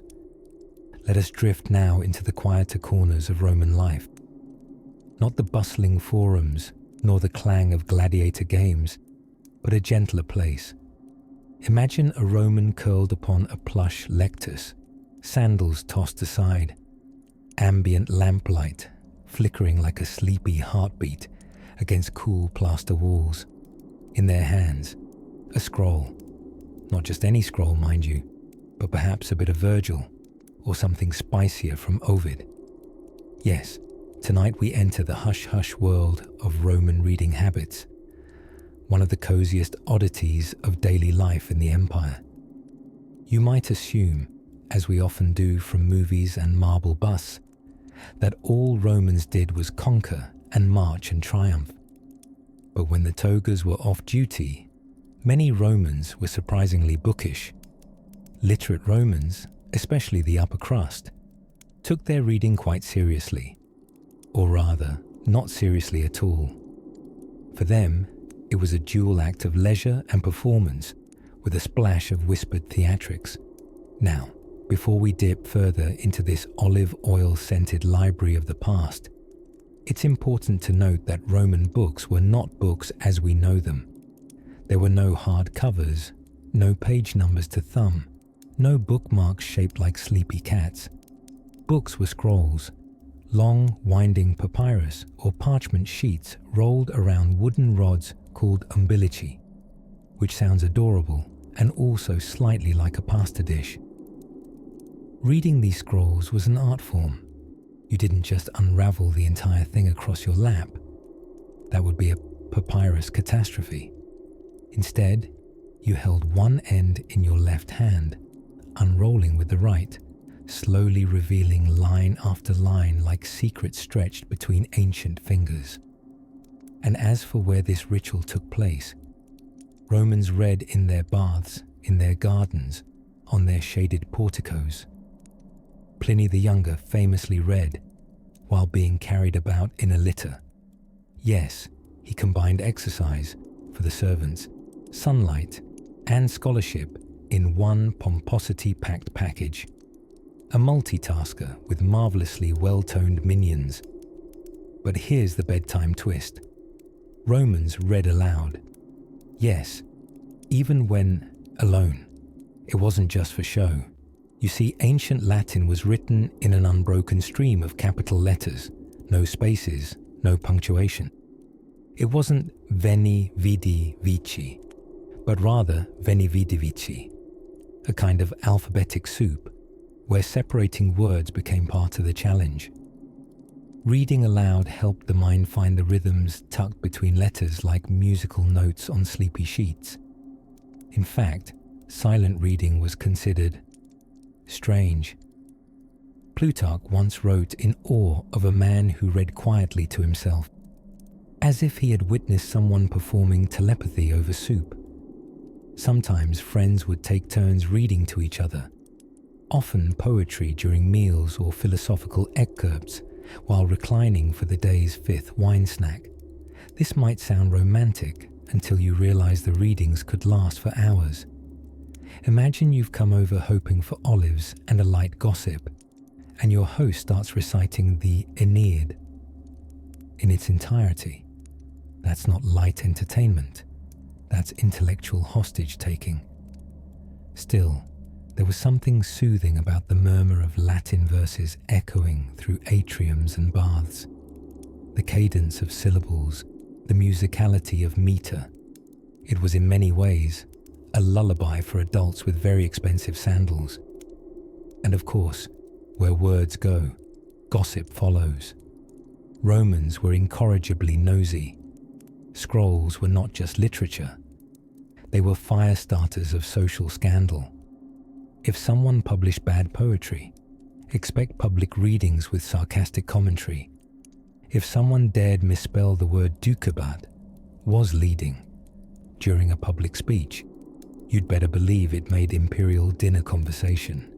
So it was that reading in Rome became both a private indulgence and a public sport. Part whisper, part spectacle. A blend of scholars and showboats, verbal gladiators armed with dramatic pauses and sassy iambic pentameter. And somewhere, under low lamplight, another Roman curls into the cushions, the scroll smoothing open, lips shaping words that float like whispers from centuries long gone. Their voice blends with the breeze, with the creak of olive trees, with the distant hum of sleeping cities. So let us slip quietly from this scene of spoken stories and sleepy readers. Drift gently now, for the next flicker of candlelight reveals something even quirkier. The curious Roman obsession with bird omens and breakfast decisions. Let's drift now through the cobbled alleyways of ancient Rome, where marble statues stared eternally and sandals slapped politely on worn stone. Among the market cries, clinking goblets, and scent of rosemary roasted fish, there was another, less dignified sound, a gentle slosh, the kind of sound you might hear when someone walks too quickly with a sloshing jar. Yes, we're wading gently into one of Rome's stranger daily routines, the art, commerce, and surprisingly industrious use of human urine. Rest assured, this will be delicate. You see, back in Rome's bustling days, human urine was not just a byproduct, it was a prized commodity. It was bottled, it was bought, it was taxed, and astonishingly respected. How could such a golden liquid possibly be so important? Let me explain. Urine, rich in ammonia, was excellent for cleaning. Roman fullers, those were the professional launderers of the day, used it to whiten togas and remove stubborn grime from linen. Their workshops, tucked between homes and bathhouses, were brimming with large vats where garments were plunged and trodden upon by barefoot workers. Now, I know what you're imagining, but don't worry.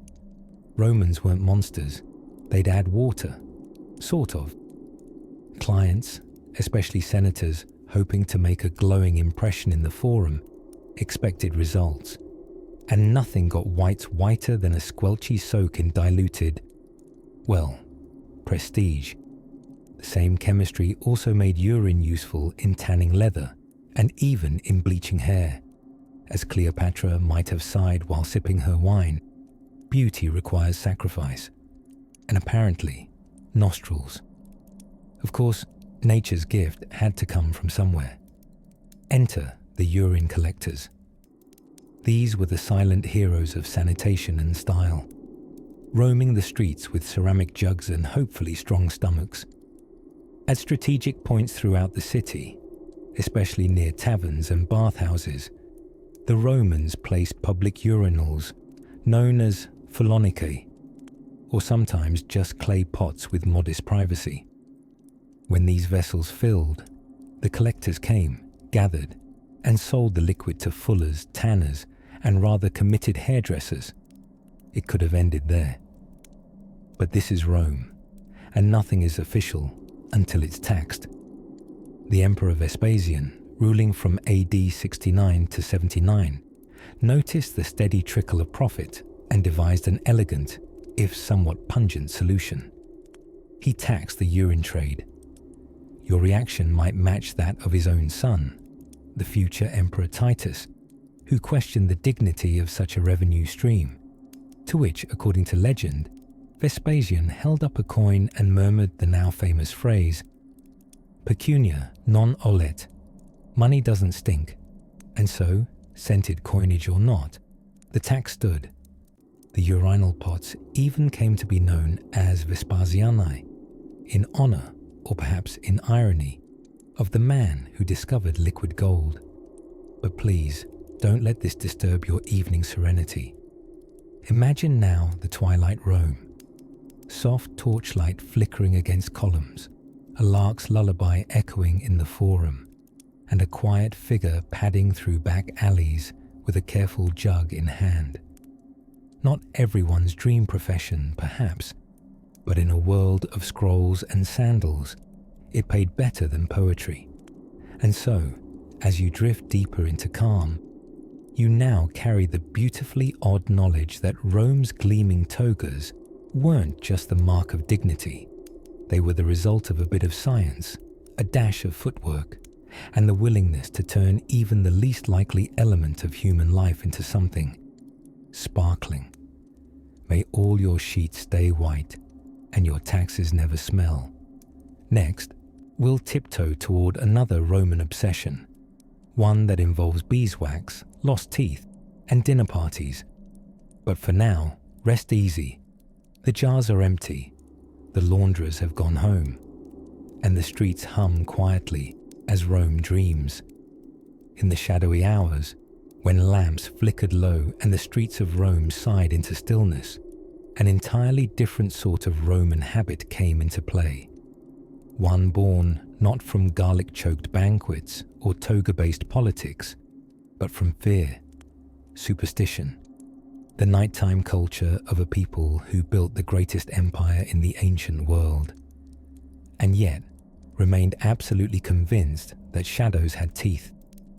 The Romans, ever so practical, engineered aqueducts that stitched the countryside, calendars that outlived gods, and yet they also refused to trim their fingernails at night. Yes, dear dreamer, the very same civilization that paved roads across 3 continents also believed that neaten nails after sunset could invite spirits to gnaw on your soul. Pruned digits, cursed fate, snip smart, snip in daylight. This hush-hush habit was less about hygiene and more about the thin boundary between the living and the dead. You see, nighttime was ghost time. The Romans called them lemures, restless ancestral spirits who hadn't filed the proper afterlife paperwork. Lemures didn't care for formal invitations. They drifted rudely through bedrooms, moaned theatrically, and were believed to cause everything from failed crops to mysterious colds and stubbed toes. To keep peace with these spectral freeloaders, Romans had an annual holiday called Lemuria, which was less celebration and more a politely terrified exorcism. For 3 powdery days in May, households would perform rituals to send the dead packing. The paterfamilias, the household's top toga, would rise at midnight, barefoot and grim. He would then walk silently through the house, flinging black beans over his shoulder while chanting, "With these beans, I redeem me and mine." Quite the sleepy seance. Why beans, you wonder? Well, the Romans believed black beans contained the souls of the dead, a theory that might explain why Caesar never opened a burrito stand. Meanwhile, the rest of the family would clang pots and pans to scare off any lingering ghosts, which, let's admit, creates oddly comforting imagery. Frightened father bean-flicks his way down a corridor while the family musicians bang their cookware in discordant rhythm. Another ordinary Roman evening. Speaking of ghostly precautions, most Romans hung protective charms at their doorways. Little metal talismans shaped like fists, phalluses, or open palms. All of these were designed to ward off the evil eye, which was less of a mythological beast and more of a very dirty look from jealous neighbors. If the mailman gave you side-eye before breakfast, that evening your cow might refuse to produce milk, and you'd know, evil eye. And should all else fail, there were professional sorcerers for hire. These magical entrepreneurs would brew curious potions, chant verses in forgotten Sabine dialects, and even bury cursed wax dolls under your competitors' vines. It was part voodoo, part small business consultancy. The Romans didn't think of superstition as irrational. On the contrary, it was insurance. You never truly slept alone in a Roman villa. Between household gods, lares, ancestral spirits, manes, phantom legionnaires, and that persistent olive merchant who died mysteriously last winter. You'd better leave out some offerings just to be safe. Forget to pour wine on the hearth, and an unseen great uncle might knock a jug off the shelf. Even the architecture of Roman homes reflected ghostly caution. The atrium, the central hall of most homes, wasn't just pretty. Its openness allowed spirits to drift peacefully above, avoiding entrapment. After all, nobody wants to explain to diners that their risotto is cursed because a ghost got stuck in the ceiling. In dreams, as in ancient Rome, the veil shifts thinner with every breath. Shadows stretch in moonlight, and the whisper of sandals on stone might not come from living feet. But fear not. The Romans may have been paranoid, but they were also practical. They believed that if you respected the unknown, left out a dish of honeyed dates, and didn't clip your nails after dark, the spirits might not only leave you be, they might even approve of your curtains. And so, rest easy under your blanket aqueduct. The past may be haunted, but it's also oddly charming. And in the next soft chapter, we'll unravel another perfectly peculiar Roman routine, one that involves tablets, graffiti, and complaints that could have gone straight to Yelp, if only they had invented it. For now, hush. The beans have been scattered, the ghosts have sipped their tribute, and all is well. Long before smartphones tapped and beeped to remind us it was tea time, or time to stare into the refrigerator and forget why, ancient Romans had a much more romantic relationship with time itself. Not bound by pings and calendar alerts, the Roman day danced with the sun, measuring hours by the sky's gentle tilt rather than the shriek of an alarm clock. In this chapter, we drift softly into a dream of dials, shadows, and a very questionable commitment to punctuality, all thanks to an odd little object called the solarium, the Roman sundial. Now, these sundials weren't exact instruments. In fact, they were about as precise as a dog wearing socks. The earliest public sundial in Rome was plundered from Sicily in 263 BCE during a military campaign that, by most accounts, had very little to do with horology. Some clever general thought, well, this won't tell me where the enemy is, but at least I'll know it's slightly after noon. And so, they installed it in the Forum, right in the middle of Roman hustle and bustle. But here's the sleepy twist. No one bothered to recalibrate it to match Rome's actual latitude, meaning for almost a century, the entire city ran a little off-kilter. Romans were showing up late to dinner, early to trials, and awkwardly interrupting gladiator fights. But being fashionably late became, in a sense, professionally acceptable.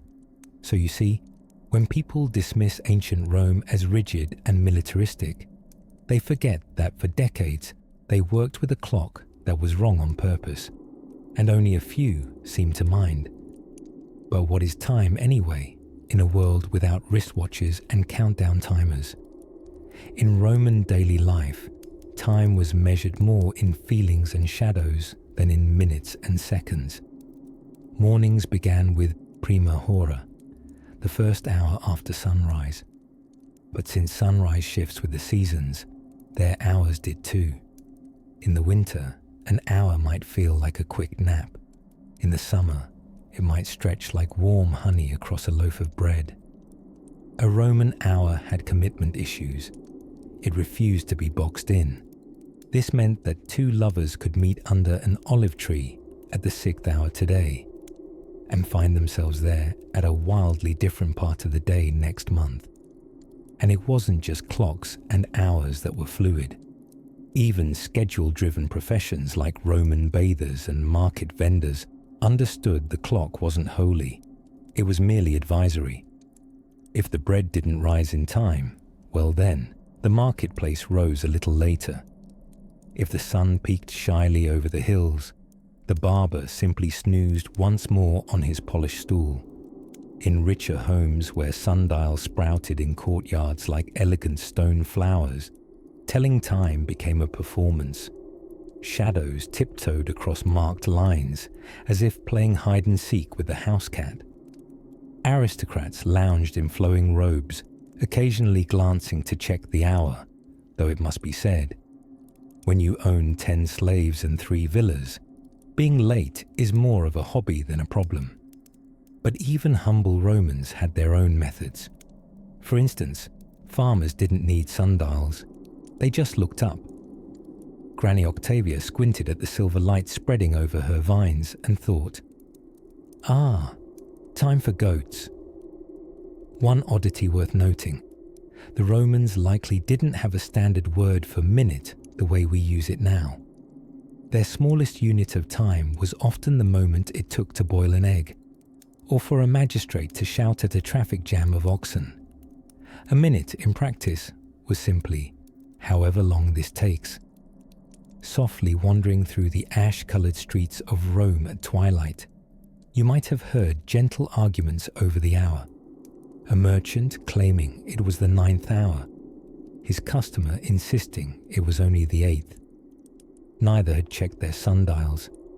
Both were possibly wrong, but the moon was rising, and somewhere the amphora was being uncorked. The Romans, though architects of empires and aqueducts, had a somewhat laissez-faire love affair with time. They respected it, yes, but only when it was convenient. They didn't chase it. They strolled alongside it. And really, isn't that the dream? As the last rays of dusk melt into velvety blue, imagine yourself reclining on a moss-lined bench in a Roman villa's outer peristyle. The sundial's shadow fades into night. A servant brings figs. Somewhere dinner is beginning, probably late. But don't worry, you're right on time. And now, let us gently follow the lull of ancient footsteps towards their next curious routine. One involving fire, garum, and a very surprising approach to home fragrance. Ah, the ancient Romans, emperors of empire, legions of stone and sword. And yet, absolutely obsessed with grooming their eyebrows. Yes, you heard that right. These formidable builders of roads and conquerors of Gaul were, quite charmingly, also the unspoken inventors of the home spa day. As softly as steam rising from an evening bathhouse, let's descend into the quiet candlelit world of Roman beauty routines, where vanitas met vanity, and eyebrows were not mere strands, but statements. You see, looking good in Rome wasn't a luxury. It was a civic duty wrapped in a toga. Citizens, both noble and nosy, prized a well-kept appearance. And the eyebrows? Oh, they were the exclamation point above the eyes. Sloppy brows were no laughing matter. They were practically a public scandal. A unibrow might have been the Roman equivalent of wearing socks with sandals. Technically possible, thoroughly discouraged. In fact, both Roman men and women had their own version of today's tweezers. Tiny, often ornate pinching tools made from bronze, bone, or iron. They wielded them like artists, plucking away any rogue hairs with a zeal that can only be described as pre-Instagram perfectionism. There were beauty slaves hired just for the task, an entire job spec dedicated to eyebrow maintenance. Now that's career dedication with excellent hand-eye coordination. For those feeling a touch patchy in the brow department, fear not. The Romans had the world's first eyebrow pomade, made of soot. Yes, charcoal from a fire, delicately scraped into a fine powder and then lovingly smeared across the brow ridge using a small tool. Animal fat, or, for the especially advanced, a spoon-shaped applicator. Imagine a Roman noblewoman preparing for her salon visit. She reclines lazily on a cushioned couch, sipping watered wine and chatting about the latest scandal in the Senate. while a beauty assistant named Aosta expertly dabbed soot above her eye with a peacock feather. Meanwhile, Eusta herself dreams of one day opening the empire's first eyebrow bar. But alas, such dreams would have to wait until well after the fall of Rome. And it didn't stop at brows. Roman skincare was its own nightly novel. Exfoliation. They had it. Julius Caesar was said to exfoliate with sour milk, which contains lactic acid. He was the original alpha-hydroxy acid influencer. They'd grind seashells into paste, smear olive oil with rose petals on their faces, and soak in honey-scented baths, as if they had all the yeesh time in the world. And back to the eyebrows for a moment. While excess hair above the eyes was ruthlessly removed, a bare forehead was equally distressing. Roman women wanted their brows to meet, but just barely. A subtle link of hairs, not too bushy, not too bare. It was the Goldilocks zone of grooming, just enough to signal sensual mystery, but not enough to suggest your ancestors were woodland fauns. Even letters and poetry of the time referenced brow shape as a sign of character. A high, arched brow meant nobility. A straight, thick brow suggested too much time in the arena. Poets like Ovid dished out grooming tips the way modern lifestyle bloggers give advice on contouring. Beauty, he mused, is a weapon. And apparently, that weapon should be neatly plucked between the temples. Interestingly, eyebrow envy was such a tender topic that fake beauty marks and even little glued-on mouse pelts were used to fill in thin brows. Mouse pelts? Yes, tiny rodents, carefully trimmed and styled into glamorous falsy arches. Early Rome's answer to threading and microblading. Of course, you wouldn't wear them to the market. Mouse fur brows were for special occasions, like Saturnalia, or perhaps your ex's wedding. Not even the soldiers were spared. Legionnaires, though largely practical, were expected to maintain a tidy face and, if stationed in more urban outposts, would spend part of their pay on grooming tools. After all, you never know when you'll be summoned to a triumphal parade or a surprise dinner with the governor. So while we often picture Rome as a dusty place of blood and marble, war and empire, remember too its quieter rituals. The soft scrape of tweezers at dawn, the scent of rose oil in the breeze, the gentle vanity of everyday brows plucked into eternity. And thus, as the fading candlelight of a Roman boudoir flickers across bronze mirrors and soot-streaked brushes, we drift onward, to where another peculiar tradition awaits, tiptoeing just beyond the arch of history's next sleepy brows. Let us slip now into the shadowy corners of a Roman bathhouse, somewhere between steam and serenity, where the air is damp with ambition and scented, unusually. Yes, tonight we steep ourselves in one of the most disarming facets of Roman life, their curious relationship with personal hygiene and aroma. Those daily efforts to smell, well, interesting. The Romans, to their credit, were impressively clean, especially when compared to their medieval successors, who thought bathing might literally remove your virtue.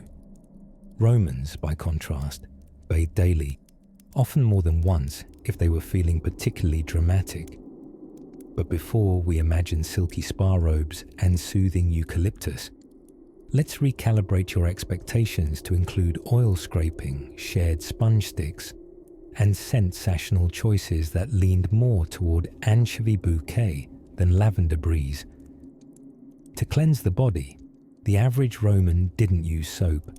Instead, they would slather themselves in perfumed olive oil, laced with all manner of wild infusions, from pine resin to crushed rose petals, and then scrape it off with a curved tool called a strigil. Yes, exfoliation via vegetable oil and bronze spatula. Quite effective, apparently. though less than ideal if you were in a hurry or particularly hirsute. After all that scraping, Romans would often fragrant themselves with perfumes. Now, you may be picturing delicate glass bottles and citrus notes, but Roman perfumery was, shall we say, experimental. Popular ingredients included myrrh, saffron, cinnamon, and, confusingly, fermented fish brine. Some intrepid perfume makers even used goat fat as a base. Imagine walking past someone on the Palatine Hill and catching a whiff of goat saffron fish delight. Staggering. Their reasoning, though, made sense in a Roman-y kind of way. Strong scents masked other strong scents, particularly the natural ones that came from riding a chariot in the sun or giving long speeches without antiperspirant. And some aromas weren't just for pleasure. They were believed to exorcise evil spirits, stimulate the libido, or sometimes just impress your neighbors with your wealth and questionable taste. Let's pause to imagine the average Roman heading out for the day. First, he swings by the local tonsor, the barber, to have a quick spruce up. There, amid the clinking of razors and the soft hiss of gossip, his armpits are carefully plucked. Yes, plucked. Think less spa treatment and more, I endure this pain because I am civilized. Smooth underarms were a sign of refinement. Chest hair, too, might be removed for the sake of fashion, using pumice stones or, for the bravest souls, resinous waxing balms warmed by candlelight. Then, post-pain and polish, he saunters to the bathhouse for a good steam. There, amidst the mist and idle chatter, he mixes with senators, poets, merchants, and that one guy who always hums off key in the caldarium. Discussions range from the beauty of the stars to the best place to import garum fish sauce, while shoulders are scrubbed and toes are occasionally trodden on by accident.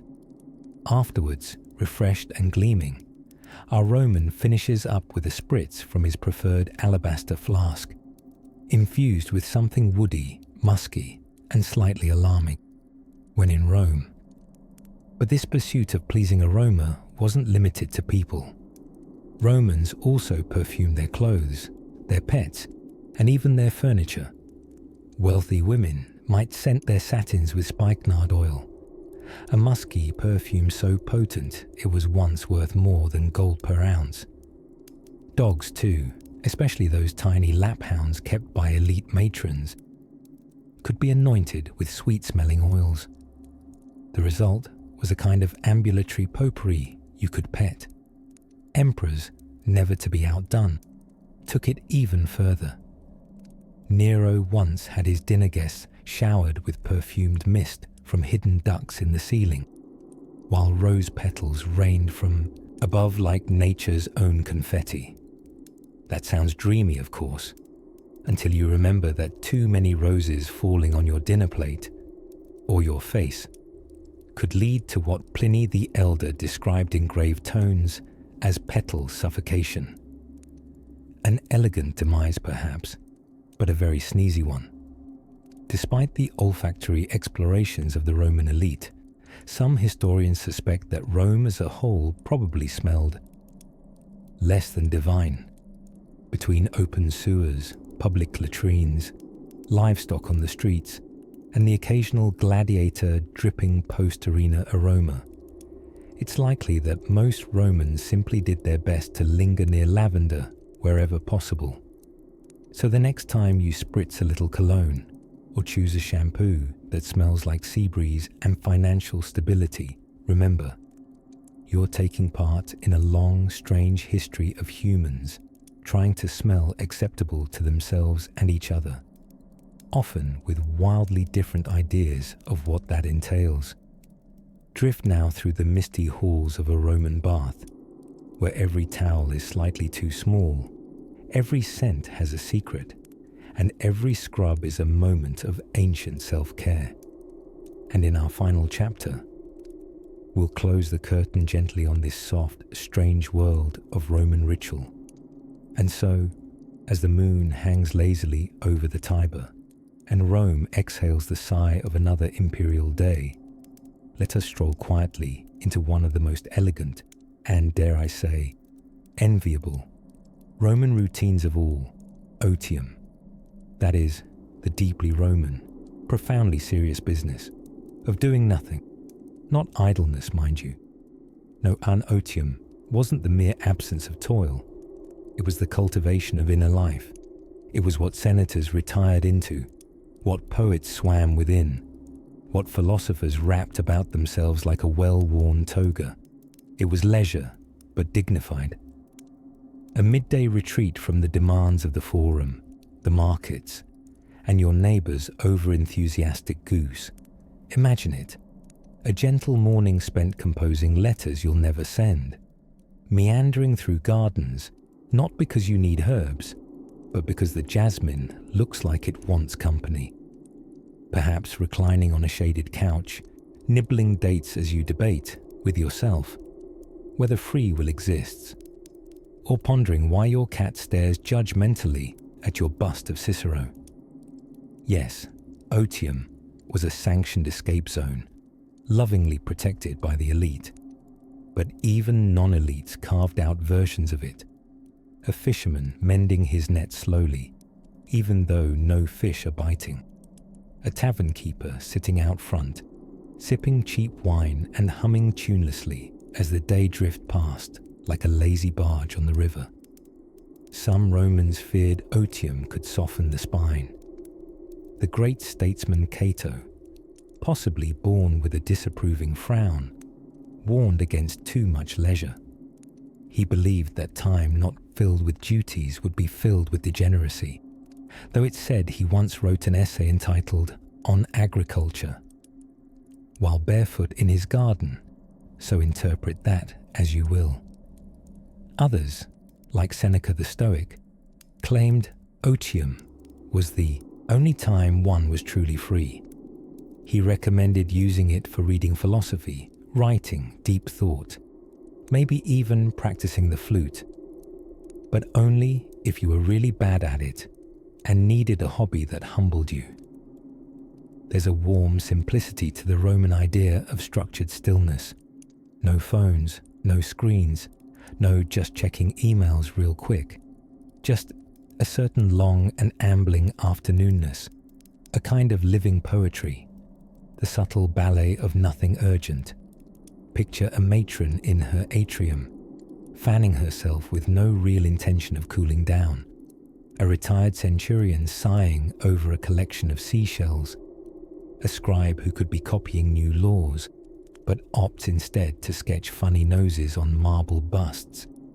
All supreme practitioners of the sacred Roman art of strategic loafing. Roman baths, those steamy, echoing social cathedrals, were temples of otium. You bathed, yes, but you also gossiped, listened to poetry, floated in tepid water, maybe made eyes at someone across the caldarium. No rush, no schedules, just steam, sandals, and soft scandal. Even Rome's famous military roads, those endless cobbled veins, were not beyond the reach of otium. Travellers took long pauses at shaded mancios, little resting stations where wine was served, pillows fluffed, and boots removed with reverence. Perhaps the strangest thing about Roman otium was how deliberately it contrasted with negotium, the noisy business of getting things done. It was its own kind of rebellion, quietly refusing the tyranny of being productive every waking moment. Even Julius Caesar, when not busy being assassinated or conquering Gaul, once took weeks to float gently down the Nile, just pondering things and squinting thoughtfully at flamingos. In short, otium was a lifestyle born from empire, but useful for any mortal soul trying to catch their breath. As the stars whisper above the Palatine Hill and the wine jugs are corked for the night, the quiet rhythm of Roman leisure still echoes softly across time. So, dear listener, as you lie in the hush of your own private villa, whether it be palatial or a studio apartment. May you find a moment of otium before sleep carries you off with its silken sandals. Let the worries of the day dissolve like morning mist over the Circus Maximus. Let your thoughts trail like ivy over ancient stone, and may your dreams be filled with olive groves, lazy aqueducts, and the longest nap the empire ever knew.